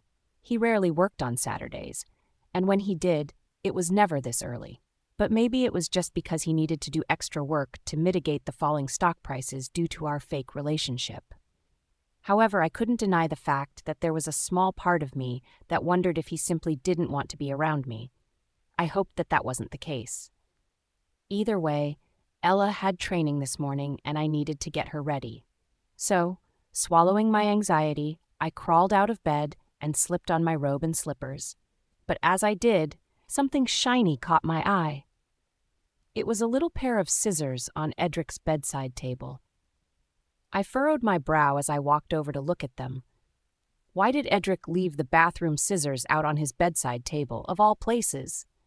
He was usually careful with things like that, and it was important to keep sharp things out of Ella's reach in case she came in and accidentally hurt herself. But maybe he was just in a rush and had to cut a loose thread or something like that. Without another thought, I picked the scissors up and carried them over to the medicine cabinet. After that, I made my way over to my bedroom where I showered and got dressed for the day. I promised Sophia that I would also volunteer again at the orphanage, so I made sure to dress comfortably for a day of work and pack a small lunch. Finally, I woke Ella up and got her ready for training. "Moana?" she asked as I combed her hair and put it into 2 braids for her training. "Yes, love," I replied. Can "Can we have crepes for breakfast?" she asked, her voice sounding almost sheepish. "At the bakery downstairs. We haven't gone in so long." I pursed my lips. Of course I wanted to go, and we hadn't gone in weeks. But with the frenzy that the media was in recently, I didn't want to just go out with her without Edric there. After what happened last time, I was scared that she would get hurt again. I didn't want to put her through that again, as it already scared her so much the first time. "I'm sorry, sweetheart," I said gently. "I don't think we can go without your daddy. Remember what happened last time we went out with just the two of us?" Ella let out a loud, long, almost dramatic sigh. "I suppose," she muttered. When I looked up at her in the mirror, I could see that she was hanging her head and pushing her lower lip out in a pout. But what was I supposed to do? Without her father here, I couldn't even get permission from him if it was okay to go. Suddenly, I heard Selena's voice call through the door. When I looked up, she was standing in the doorway. "You can bring one of the bodyguards," she said, causing Ella's head to jerk up excitedly. "It's just next door. It'll be fine." I was shocked. "Really?" I asked. "You don't think Edric will be worried?" Selena shrugged. "He hired you both a bodyguard for a reason, and besides, you two can't stay cooped up here forever." I couldn't help but smile. Maybe Selena was right. We couldn't spend the rest of our lives feeling terrified of the outside world after one bad experience with the paparazzi. With a trained bodyguard protecting us and our hats on to cover up our faces a little bit, it would be okay. "All right," I said, causing Ella to let out an excited gasp. "Let's go quick, though. You've got training today." Later, Ella and I were seated at one of the tables in the bakery with 2 plates of delicious crepes, fresh fruit, and whipped cream sitting in front of us. I ordered a fancy coffee for myself as well, and as I watched Ella happily eating with whipped cream all over her face, I couldn't help but smile even more. It made me happy to see Ella happy, and despite everything with the paparazzi and Michael lately, I knew that Edric's public announcement was good for her. It was allowing her to get out of the house without having to hide her identity, and she could enjoy being a child. I kept thinking about how happy she was at the picnic the other day when she spent the entire morning and afternoon playing tirelessly with other children. I wanted her to be able to enjoy things like that even more. While we ate, Ella prattled on about all sorts of things.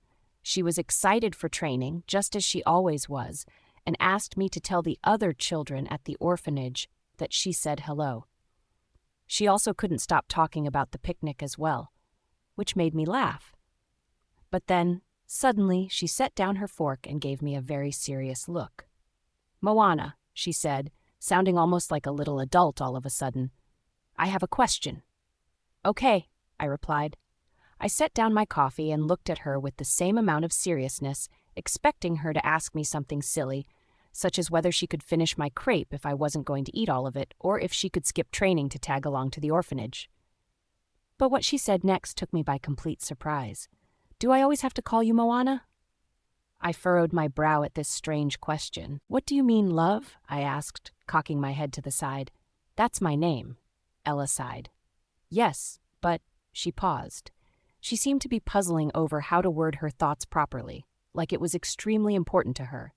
"You act like my mommy. Can't I call you mommy sometimes?"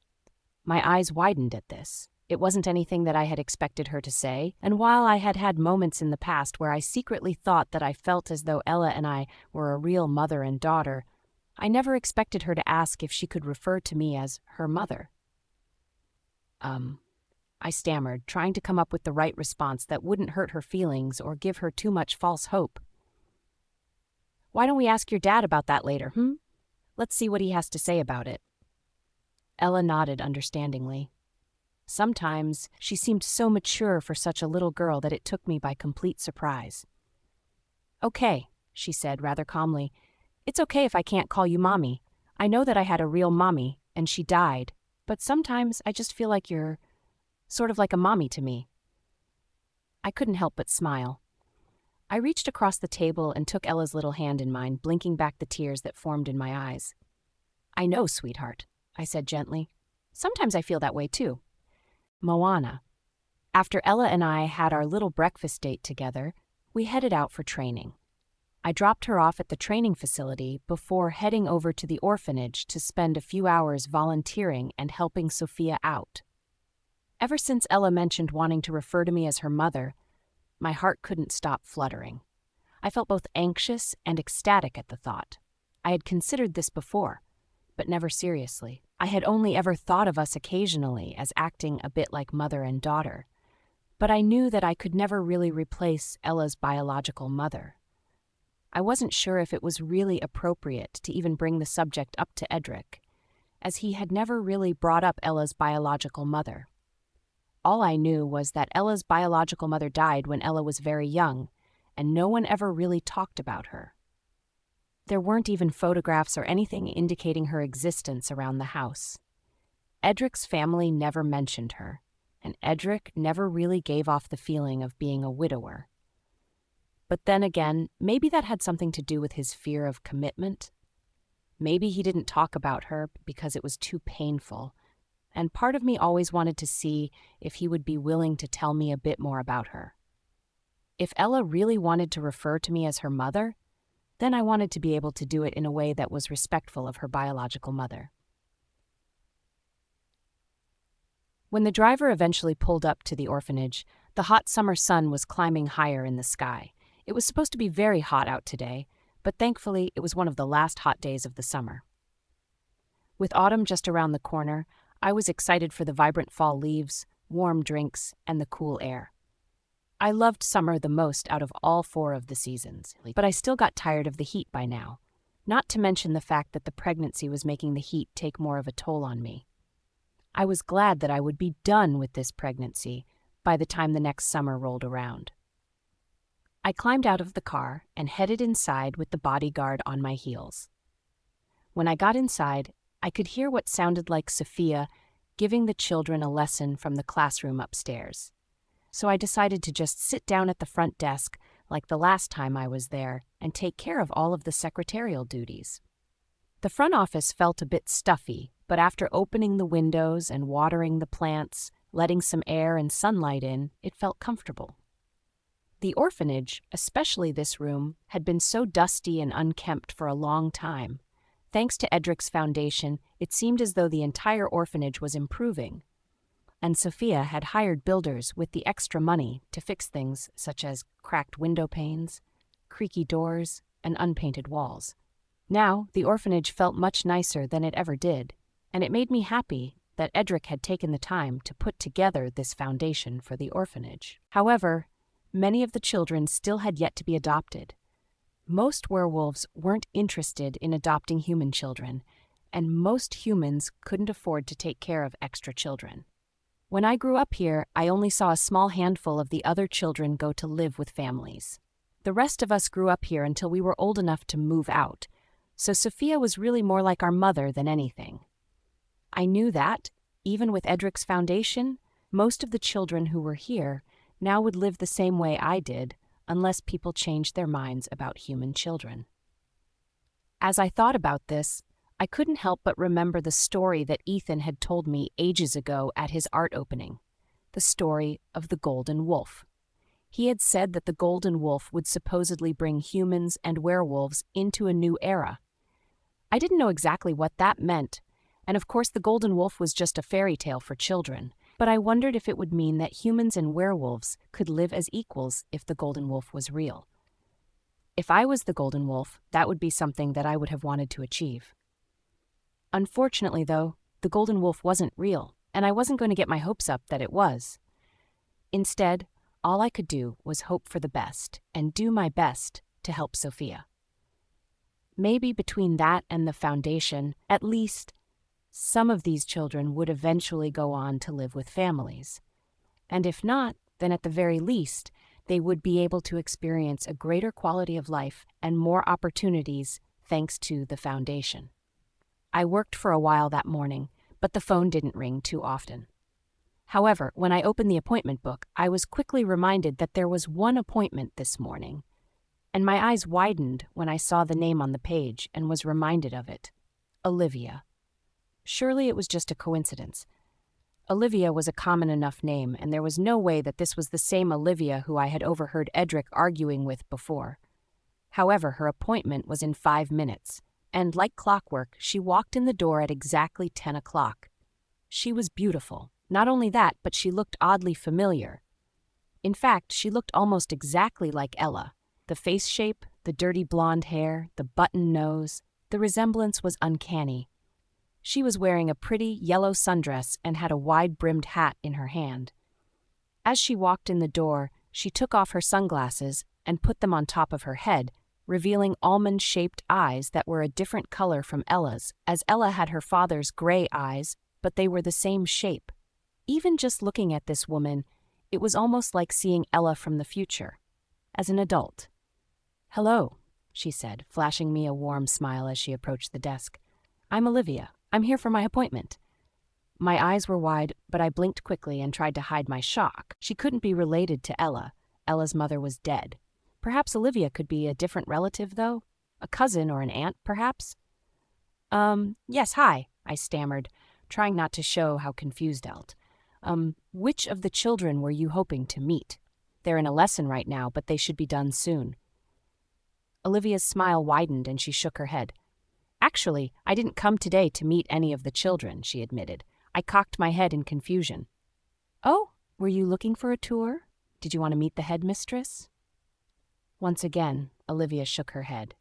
What she said next made my heart race faster than I ever thought possible. "I came to meet you, Moana. I'm Ella's biological mother." Moana. My eyes were wide with disbelief. There was no way that Olivia was Ella's biological mother. Ella's biological mother was dead. I didn't know what to say or do. All I could manage was to stare back at Olivia unblinkingly as I tried to figure out if she was telling the truth or that she was simply playing a joke on me.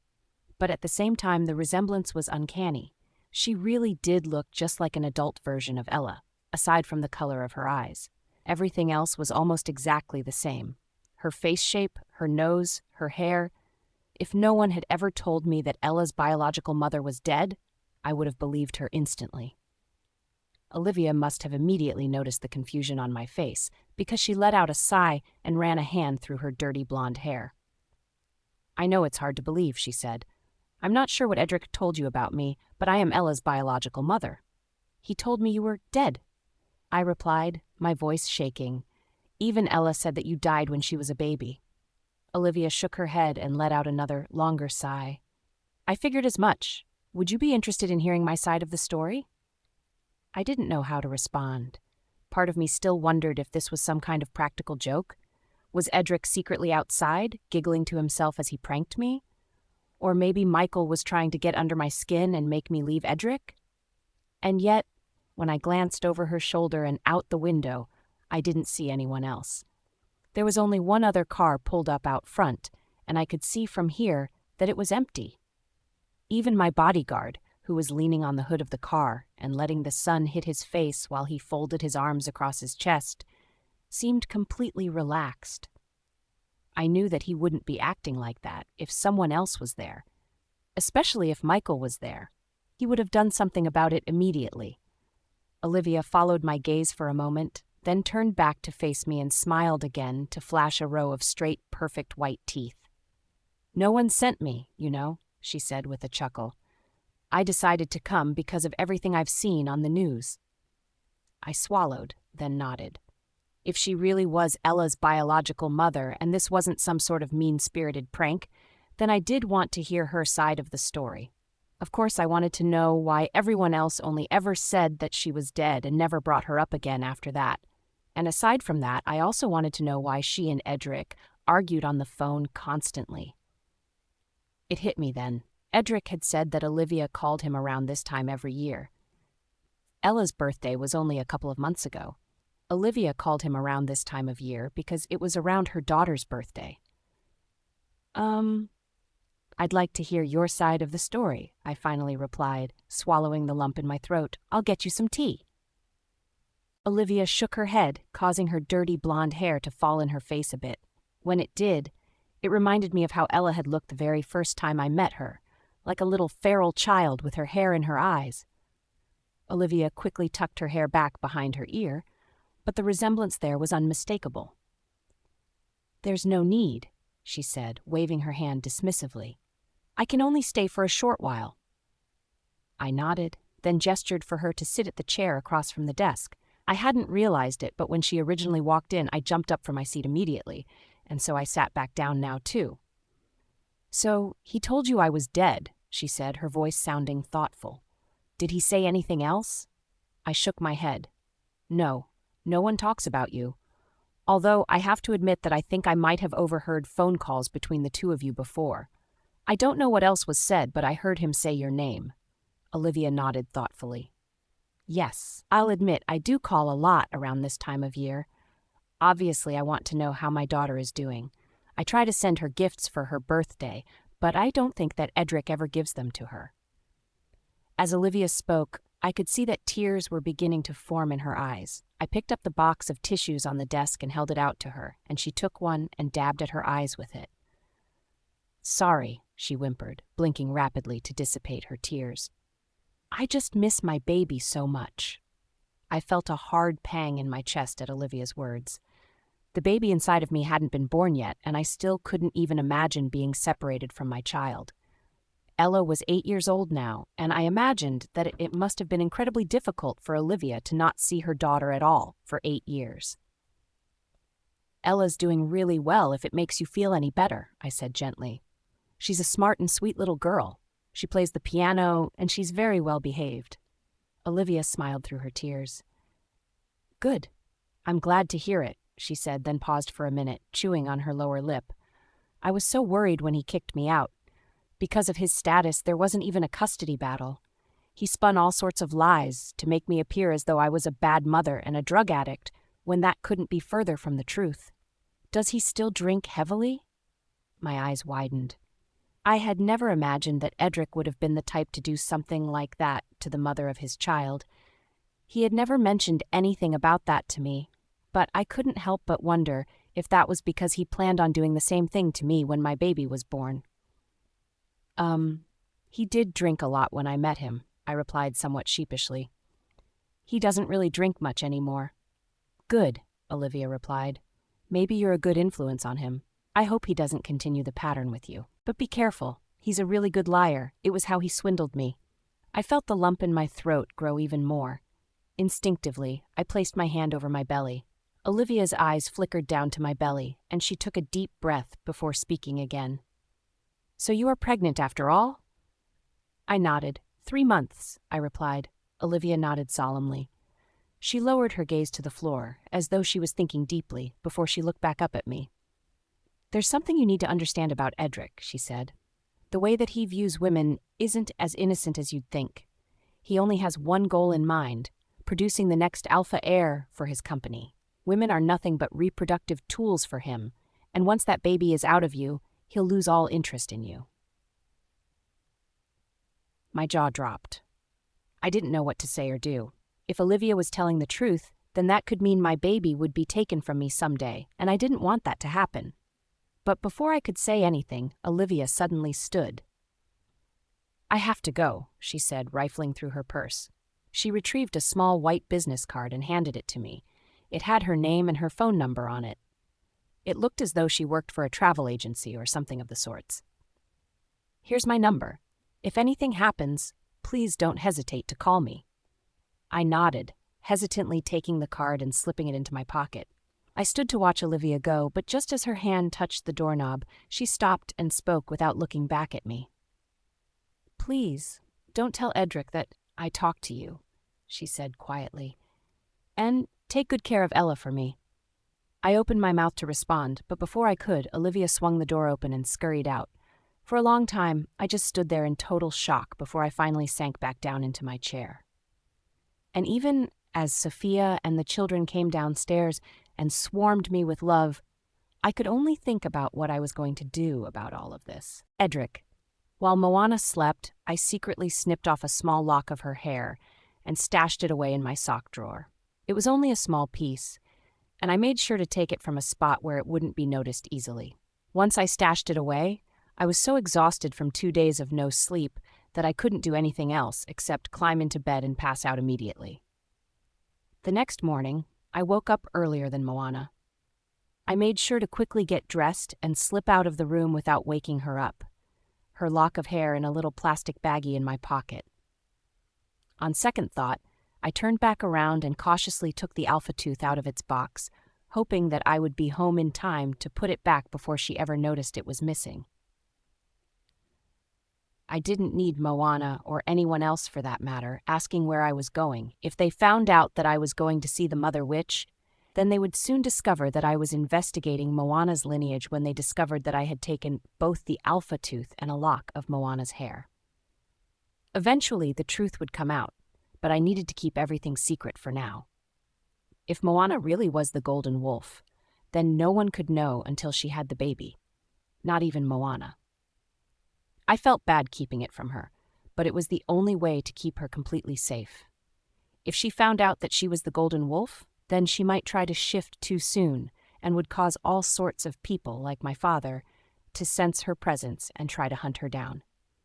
That was why I slipped out that morning before anyone else woke up. I couldn't be seen. The Mother Witch lived directly at the center of the city. Her services were highly sought after, and her incredible age had allowed her to become a pillar in our society. People from all over flocked to see her, seeking her services, from placing blessings on their babies and their marriages to finding lost loved ones, or even communicating with the dead. I had always been somewhat of a skeptic when it came to magic. My mother hired all sorts of witches and fortune tellers when I was growing up, in the hopes of having a happy marriage with my father, but it never worked. My father was still a bastard, and he treated my mother terribly. That alone was enough to make me not believe in magic.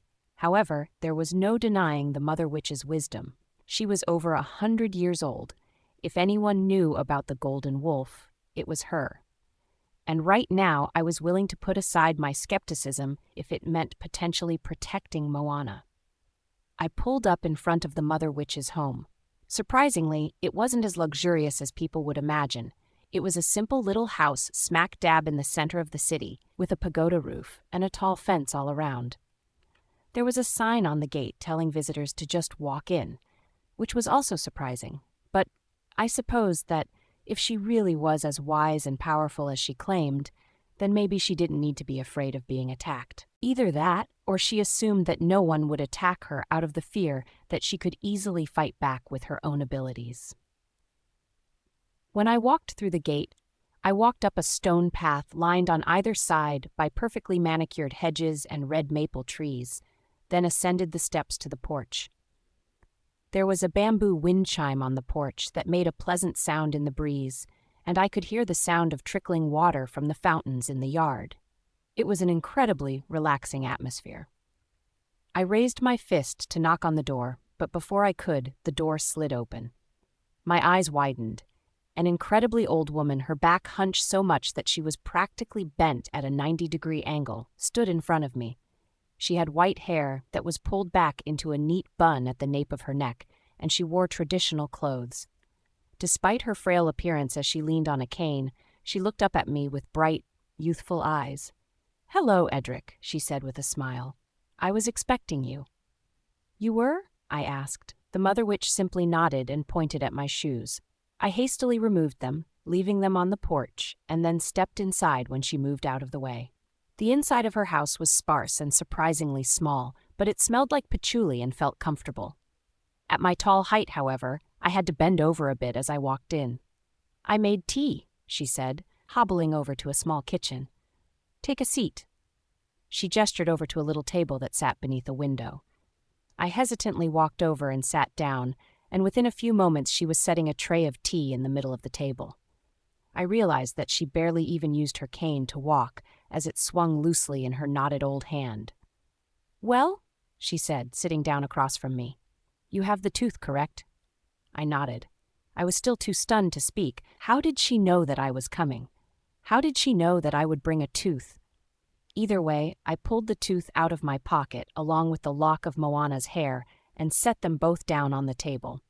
The Mother Witch sucked her teeth as she peered down at the two things over the top of her wire-rimmed glasses and nodded thoughtfully.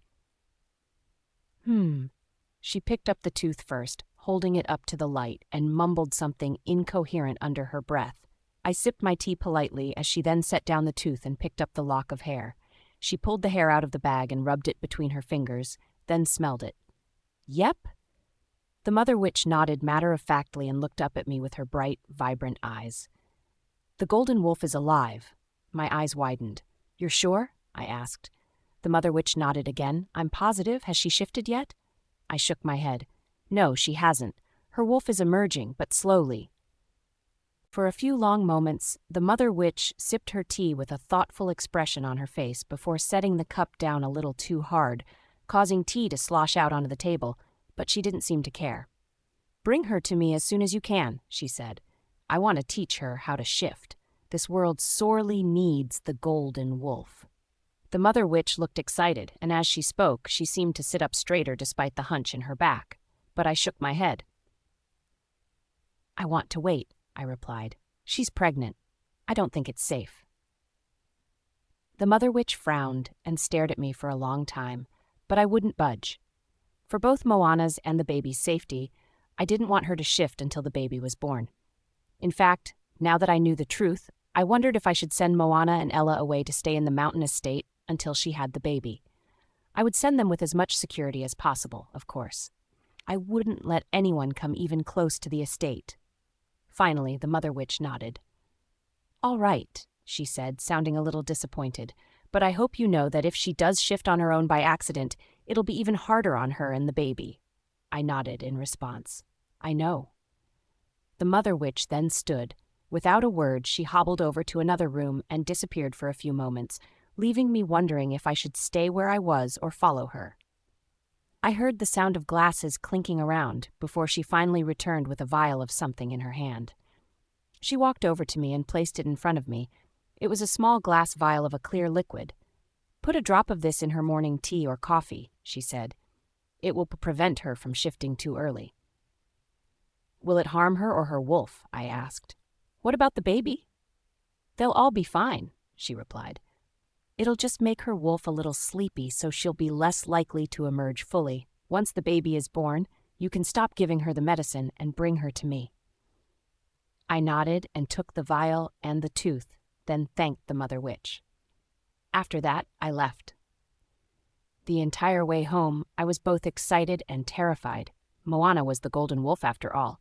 That meant that she would be the one to bring this world into the next era, but it also meant that she truly was in grave danger. I didn't know exactly what I would do, but I did know one thing for sure. I had to keep Moana's true nature a secret for now, even from her, for her safety. Moana. I felt utterly shocked after my conversation with Olivia.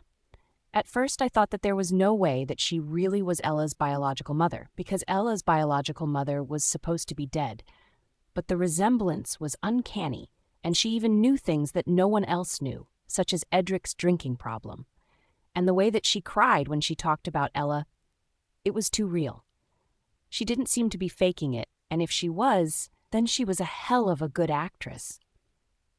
But even then, I still didn't know if I could trust Olivia enough to fully believe her.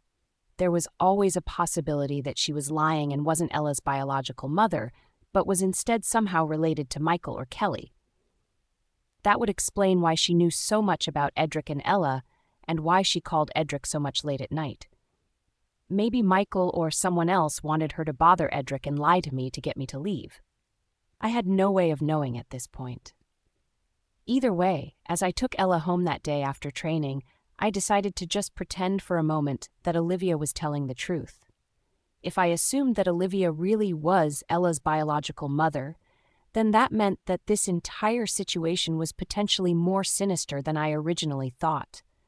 I couldn't help but worry that my baby would be ripped away from me in the same way that Ella was ripped away from Olivia. Would Edric really do that to me, after everything that happened between us? I thought that there was a chance that we were mates, but now I wasn't so sure. Not only that, but did I really want to be with someone who stole his first wife's child away from her? As I looked over at Ella, who was swinging her legs in her car seat and happily sucking on a post-training ice pop, I really could see the resemblance between her and Olivia. I imagined how Ella's life would have been different if she hadn't been raised to think that her mother was dead, and honestly, the fact that Edric lied to Ella in the first place made me almost sick. But even then, I still couldn't be entirely sure if I could trust Olivia or not. Maybe some of what she told me was right, but not all of it. I wouldn't know until I had the perspective from Edric's side of the story. And as I took Ella up the elevator and sent her to her room to get washed up for dinner, I wondered when or if I could ask Edric about all of this. Maybe he could offer some better insight on it. Maybe he would have some proof, unlike Olivia. When we got home, I decided that I immediately wanted to talk to Edric. It simply couldn't wait. I needed to tell him what happened and hear his side of the story, because if Olivia was telling the full truth, then I wanted to make arrangements to leave and get my baby out of here. As sad as that made me, to think that Ella had only just asked me that morning if she could refer to me as her mother, and now I had supposedly met her mother and even found out that Edric may have stolen her from her mother. All of it felt like too much. However, when we got home, Edric wasn't there. I looked in the kitchen, the living room, his study, and his bedroom, and he wasn't there. In fact, when I asked Selena where he was, she said that she hadn't seen or heard from him all day. First, I had woken up without him 2 days in a row, and now he was out all day on a Saturday when he was normally home, and no one even heard a peep from him. All of this was strange, even for Edric. Frankly, I was getting worried. I felt the sudden urge to retrieve my wolf tooth. I always felt as though I was more clear-headed when I held the tooth in my hand, and right now I needed to be able to think straight after everything that had happened. I let out a sigh and made my way over to Edric's bedroom, where I had been keeping the wolf tooth lately. He had cleared out a drawer in his dresser, since I had been sleeping in there again, where I kept a few clothes and some toiletries, so that I wouldn't always need to run back and forth between my room and his room for basic things. I always liked to have the tooth nearby, especially when I was sleeping, so I wound up keeping the tooth in that drawer as well. Now that Edric knew about it, I wasn't worried about keeping the tooth a secret anymore, so I didn't mind keeping it in his room. I opened the top drawer of the dresser, where the ornate little wooden box sat where I kept the tooth. I pulled the box out and walked over to sit down on the bed with a sigh. But when I opened the box, the tooth was gone. My eyes instantly widened with shock and my mouth fell agape. I clapped my hand over my shock in dismay before furrowing my brow and jumping up, running over to the drawer and frantically rifling through it for the tooth. Maybe I misplaced it. Maybe it fell out somehow. But it wasn't in there. In fact, it wasn't anywhere. I searched behind the dresser, in all of the drawers, in my bedside table, and even under my pillow. I checked under the bed, under the mattress, in the bathroom cabinets. I checked everywhere. When I realized that it wasn't anywhere in Edric's room, I tried to keep myself calm as I hurried over to my own room, thinking that maybe I'd brought it over there at some point and forgot about it. But I tore my room apart, and it wasn't there. By now, I was panicking. Did I put it in my pocket and drop it somewhere outside? I knew that there had been a few times in the beginning when I put it in my pocket without even realizing it. I had some sort of bond to it that made me instinctively want to keep it nearby. But when I eventually realized that it could easily get lost, I had become more careful about keeping it safely tucked away. I decided that I needed to check in a few other places. Maybe it fell in the car, or maybe I even dropped it in the cafe with Ella earlier that morning. In fact, I even considered having the driver take me back to the orphanage to look for it if I needed to. But when I re-emerged from my room with my shoes on, ready to go out in search of this tooth, I saw Edric step out of the elevator. As soon as he did, his eyes instantly met mine, and his eyes were wide. "He has it," Mina suddenly said, sounding agitated. "Check his pockets." I didn't know how Mina knew that Edric had the tooth, but I didn't care. I wanted to trust my wolf's instinct, and by this point I was frantic. Therefore, I didn't even hesitate for a moment before storming up to Edric, causing his eyes to widen even more, and held my hand out. "Show me what's in your pocket," I growled. "Moana, he has it." My wolf's voice was steady and even-toned, but also agitated. "Check his pockets." I immediately trusted Mina's instincts. She was too sure of it for me to even begin to question it, and she had never been wrong about these sorts of things before. And besides, by now I had spent so long frantically searching the apartment for my tooth that I was desperate. It was the only physical thing I had that was linking me to my past and my lineage. If I didn't have that tooth, I felt lost, and I felt as though I might never find my parents, or at least find out who they were. "Show me what's in your pocket," I growled, holding my hand out flat as I glared up at Edric with narrowed eyes. Edric looked taken aback. "Why?" he asked, sounding a bit confused. He seemed innocent, but my wolf was insistent that he had my tooth, and I could sense it, too. The way that Edric's eyes widened for just a split second as I stormed up to him told me everything that I needed to know. "You know why," I replied. "I have a feeling that you took something of mine without permission." Edric stared at me for a while, but I only stared back with my hand still outstretched. He had the tooth. I could sense it. And I was right. Finally, with a sigh, Edric reached into his pocket and retrieved the tooth. He placed it in my hand, and my fingers instantly curled around it as my eyes widened with a combination of anger and confusion. "Why did you take it?" I asked, still gripping it tightly in my hand. "You should have asked first." Edric looked a little embarrassed, and for a few moments he stared at the floor, chewing the inside of his cheek before he finally looked back up at me and let out another sigh. "I'm sorry," he said quietly. "I just kept getting a feeling about it. I wanted to see if it was a real alpha tooth, so I took it to a friend of mine to run some tests on it." I was still shocked by this. Why would Edric need to know whether the tooth belonged to an alpha or not? It wasn't his tooth, and therefore it wasn't really any of his business whether it was an alpha tooth or not. Not only that, but he should have asked me. If he really was that interested in my lineage, he could have included me in these tests. I would have been curious to know, too. But then, as I stared up at Edric with surprise, my eyes widened even further as I remembered something. During my conversation with Olivia earlier that day, she had said that Edric's only goal was to produce the ultimate alpha heir to take over someday as the next CEO of WereCorp. He wasn't interested in having a loving relationship with a woman or with his child. He was only interested in continuing his legacy. If he was really that concerned as to whether my wolf tooth belonged to an alpha or not, then that only solidified what she told me. If my baby wasn't 100% alpha, did that mean that Edric would potentially leave us both out on the street? "Daddy!" Ella suddenly called from behind. I quickly pocketed the tooth and turned to see Ella running toward Edric with a grin on her face and her arms outstretched. "I shifted all on my own at training today. I didn't need any help at all." "Hey there, princess," Edric said, crouching down to her level with a warm and loving smile on his face, causing his gray eyes to shine in the sunlight that was streaming in through the living room window. "Did you really now? All by yourself?" The teacher told me to try it, and I did it. I did what the teacher taught me before, about taking a deep breath and letting my wolf bone, like this."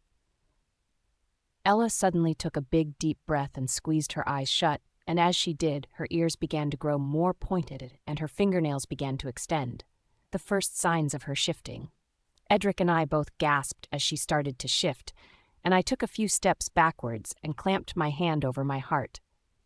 Even a little werewolf that was only Ella's size could wreak havoc indoors, and children were notorious for not controlling their wolves very well when they shifted. If she shifted indoors, it could be a bit of a disaster.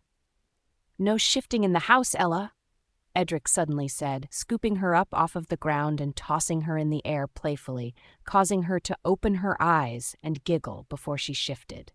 Her ears returned to their normal state, and her claws retracted, and I watched as Edric kept tossing her in the air with a grin on his face, causing her little laughs to float through the room like the sound of angels.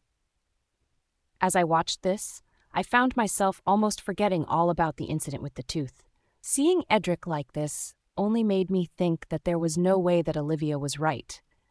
Edric clearly loved Ella more than anything, and the way that he laughed and played with her only proved it.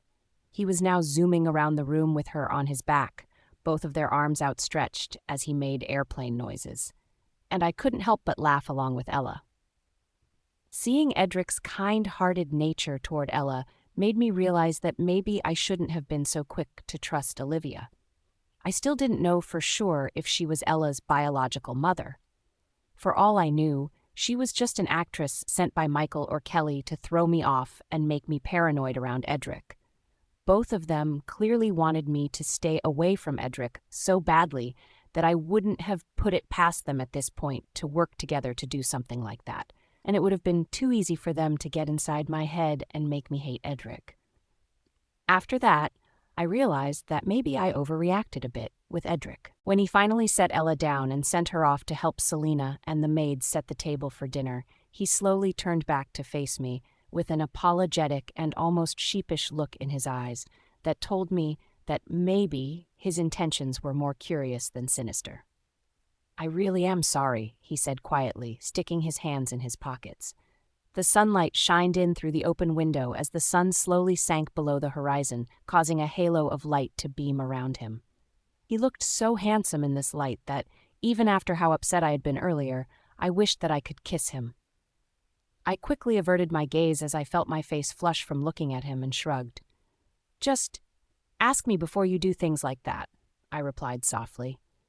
"You've said so yourself that you deserve to know the truth as the father of my baby, and I think that I deserve the same respect as the mother of your baby, too."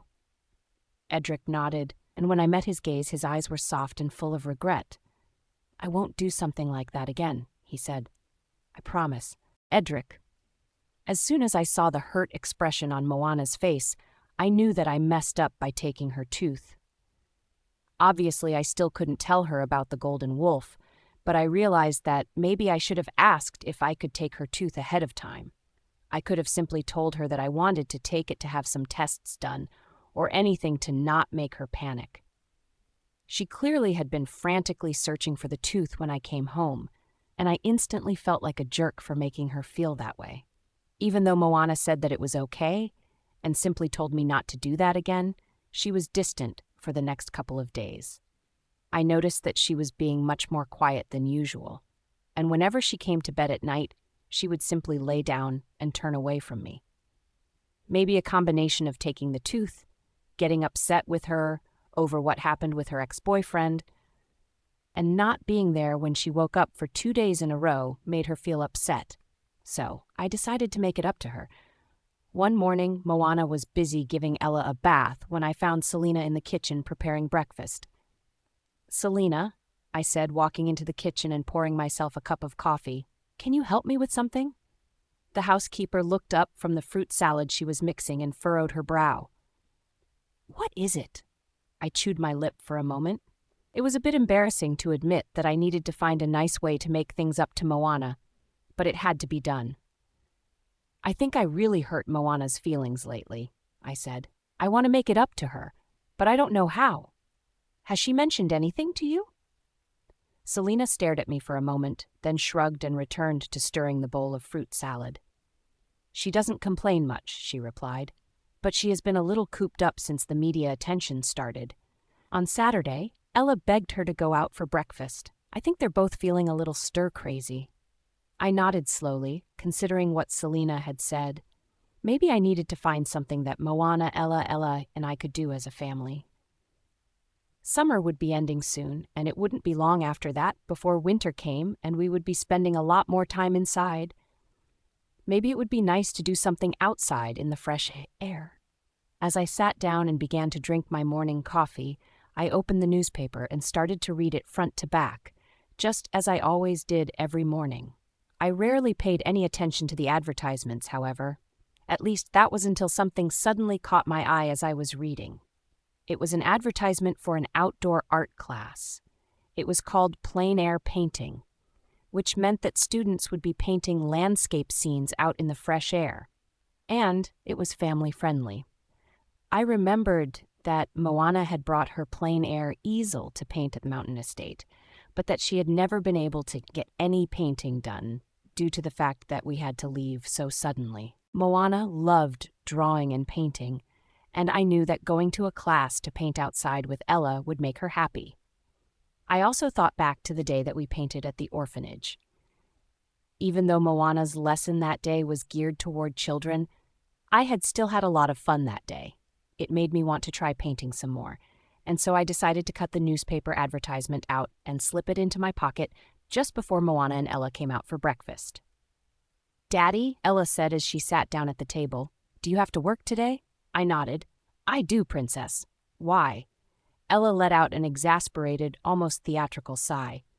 Meanwhile, Moana poured syrup onto Ella's pancake and tucked a napkin into the front of Ella's shirt without a word before sitting down next to her. The entire time, Moana didn't so much as look in my direction. "I just wish we could have some playtime," Ella finally said. "Playtime outside of the house. It's stuffy in here." I couldn't help but smile. This only solidified the fact that the plein air class would be good for everyone, but I decided not to say anything right away. I wanted it to be a bit of a surprise. The plein air class was set for the day after the next, so I decided to give a little hint to get Ella excited, as well as to see how Moana would react. "Well, I'll take the day off of work the day after tomorrow," I said with a smile. "Then, maybe all three of us can go out and have some fun." Ella gasped. "Really?" she squealed excitedly. Moana didn't say anything, but I caught her quickly glancing up at me with wide, sparkling eyes. That was all the confirmation I needed. I knew that this art class would make both of them happy. "Really?" I replied, reaching out and pinching Ella's cheek. Later that evening, I decided to sneak into my bedroom just before dinner and place the art class advertisement in an envelope on Moana's bedside table. I even added a little note on the front of the envelope that said to get her painting supplies ready, and couldn't help but smile when I set the envelope carefully down for her to find later. As we ate dinner that night, I felt as though I could hardly contain my excitement. Even though I had never been particularly interested in painting, I had to admit that I enjoyed it now after my little art class with Moana at the orphanage. Not only that, but I was even more excited to make Moana and Ella happy. Hopefully, I thought to myself as we ate dinner together, this art class would show Moana that I truly was sorry for hurting her feelings. I didn't want her to be stressed, and I also had to admit that I felt lonely without her affection. Already I had become too used to feeling her snuggling up to me in the middle of the night, and it hurt a bit to only ever see her all the way over on the edge of my large bed every night. But that wasn't the only reason behind why I wanted to make Moana happy. Since the Mother Witch gave me the special potion to keep Moana's wolf from emerging, I had been too nervous to try using it yet.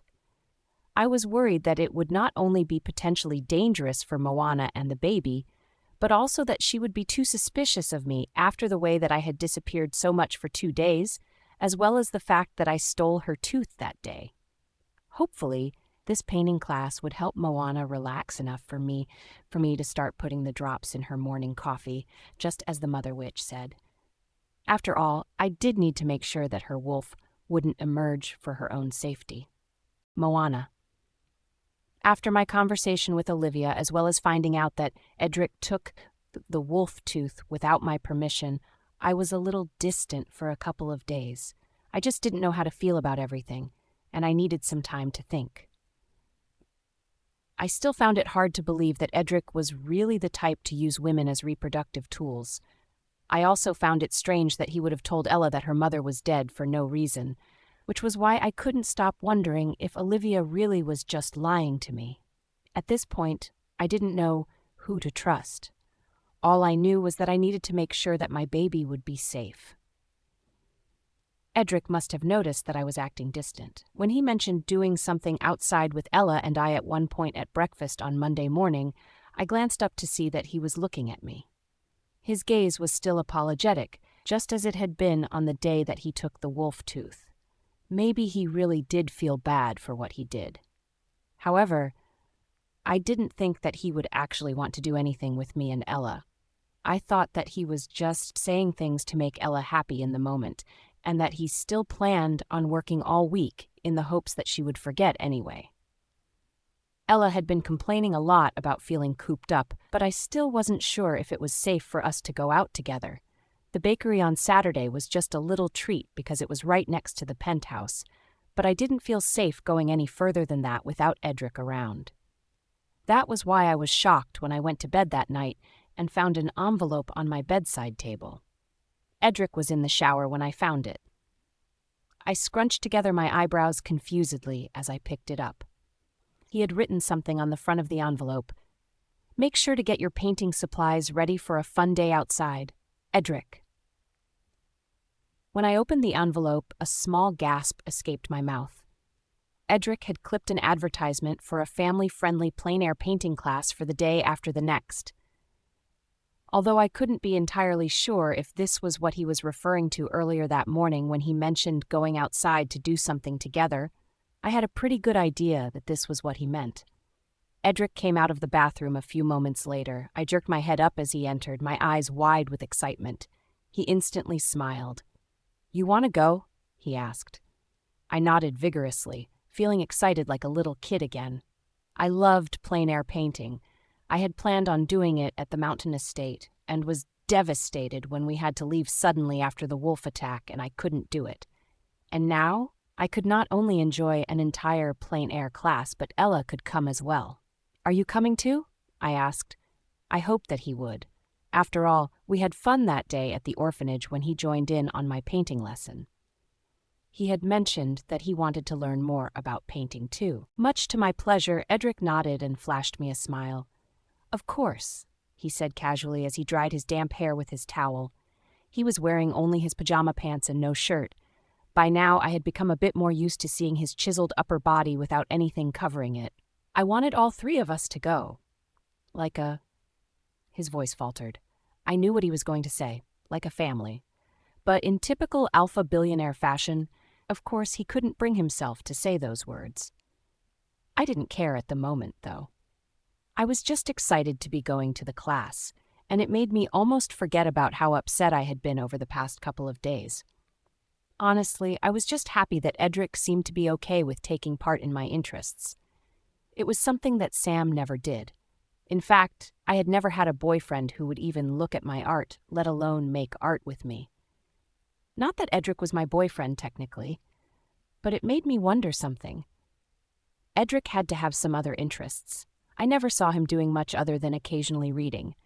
Other than that, he was always busy or at work. As we got into bed that night, I couldn't contain my curiosity any longer. If Edric was willing to take part in my interests, then I felt as though it was only fair for me to do the same. "Do you have any hobbies?" I asked as he flicked the light off. Edric was silent for a moment. I glanced over at him in the dim light of his bedroom, and I thought I could see him chewing his lip almost nervously. Not really," he replied. "Come on," I said, turning on my side to face him. "You have to have something that you enjoy doing." He paused again before finally answering. "I guess I like the piano. I used to play a lot when I was younger." "Why don't you play then?" I asked. "You have a piano here. Ella is the only one who plays it during her lessons." "I don't know," Edric shrugged. "I just don't really have a reason to play it." Edric's words made me frown. "You don't need a reason to play music," I replied gently. "You can just play if it makes you happy. That's a better reason than anything else." After I finished speaking, Edric only responded with a short, low hum. I couldn't tell if my words inspired him to play the piano more or if it annoyed him. Maybe he was one of those people whose parents pushed him play so much that now he got agitated whenever anyone tried to convince him to play. I went to bed after that and decided not to bother him about it any more than I already had, and assumed that he would probably not play in front of me or anyone else. But the next morning, when I awoke to a sound other than the cars and the people in the city below, I knew that my words had struck a chord with Edric. I sat up abruptly in bed, my eyes wide, and immediately jumped up and threw my slippers and my robe on to go and see the source of the beautiful music. When I came out of Edric's room, however, Selena was standing in the hallway. She quickly grabbed me by the arm and pulled me out of sight before I walked into the living room. Even the housekeeper's eyes were wide, but she was smiling. She placed her finger over her lips. We listened for a few moments, and as we did, my heart felt lighter than ever. "I haven't heard him play the piano in years," Selena whispered, a few tears pooling up in her eyes. It seemed that Edric had decided to play the piano after all. For the first time since I moved in, the penthouse was filled with the sound of music. I hoped that I could stay here forever and always listen to him play Moana. On the day of the painting class, Ella and I were both elated. Edric kept his promise and took the day off of work, and after breakfast, we were on our way. The class was held in a beautiful park in the uptown area of the city by a lake. Edric parked the car on the street, and we each held one of Ella's hands as we walked over. I couldn't help but smile as we approached, with my plein air easel folded up and tucked under my arm. The air that day was beautiful with a nice breeze, and as we approached the little lake, I could see that it was teeming with all sorts of wildlife. Ducks swimming around in search of breadcrumbs, little frogs jumping off of lily pads, and turtles sunning themselves on floating logs. The lake was surrounded by large weeping willow trees whose long fronds swayed in the breeze. It really was like a picture straight out of a storybook. As we approached, there was already a group of other families gathered by the picnic area. A woman was standing at the front of the group and setting up a demonstration easel facing the lake, and while she did, I noticed that the other children were running around like wild little animals. I didn't blame the children for acting so rambunctiously. There was a spread laid out on one of the tables filled with all kinds of fruit and sweets, and it seemed as though the children already had their fair share of sugar.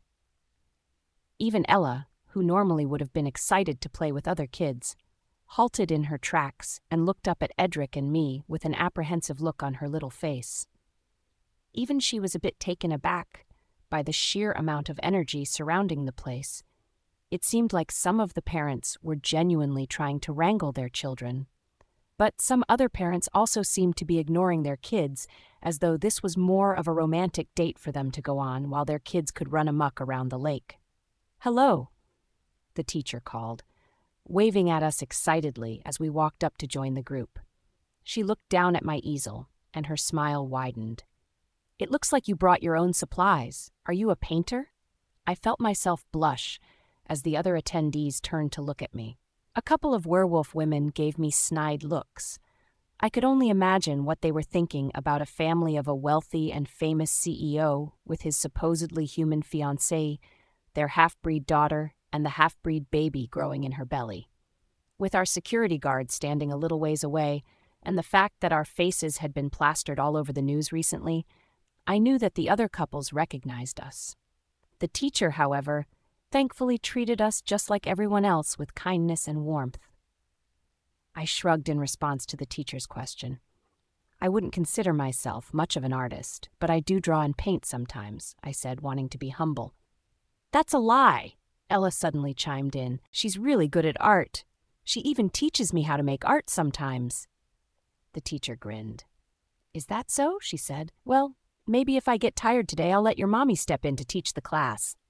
She said it in a joking manner, but it made me blush even harder, not to mention the fact that she referred to me as Ella's mother. I still hadn't talked to Edric about it just yet. I set up my easel, and the teacher gave Edric an easel with supplies to use. Ella even got her own miniature easel, which was placed next to Edric's.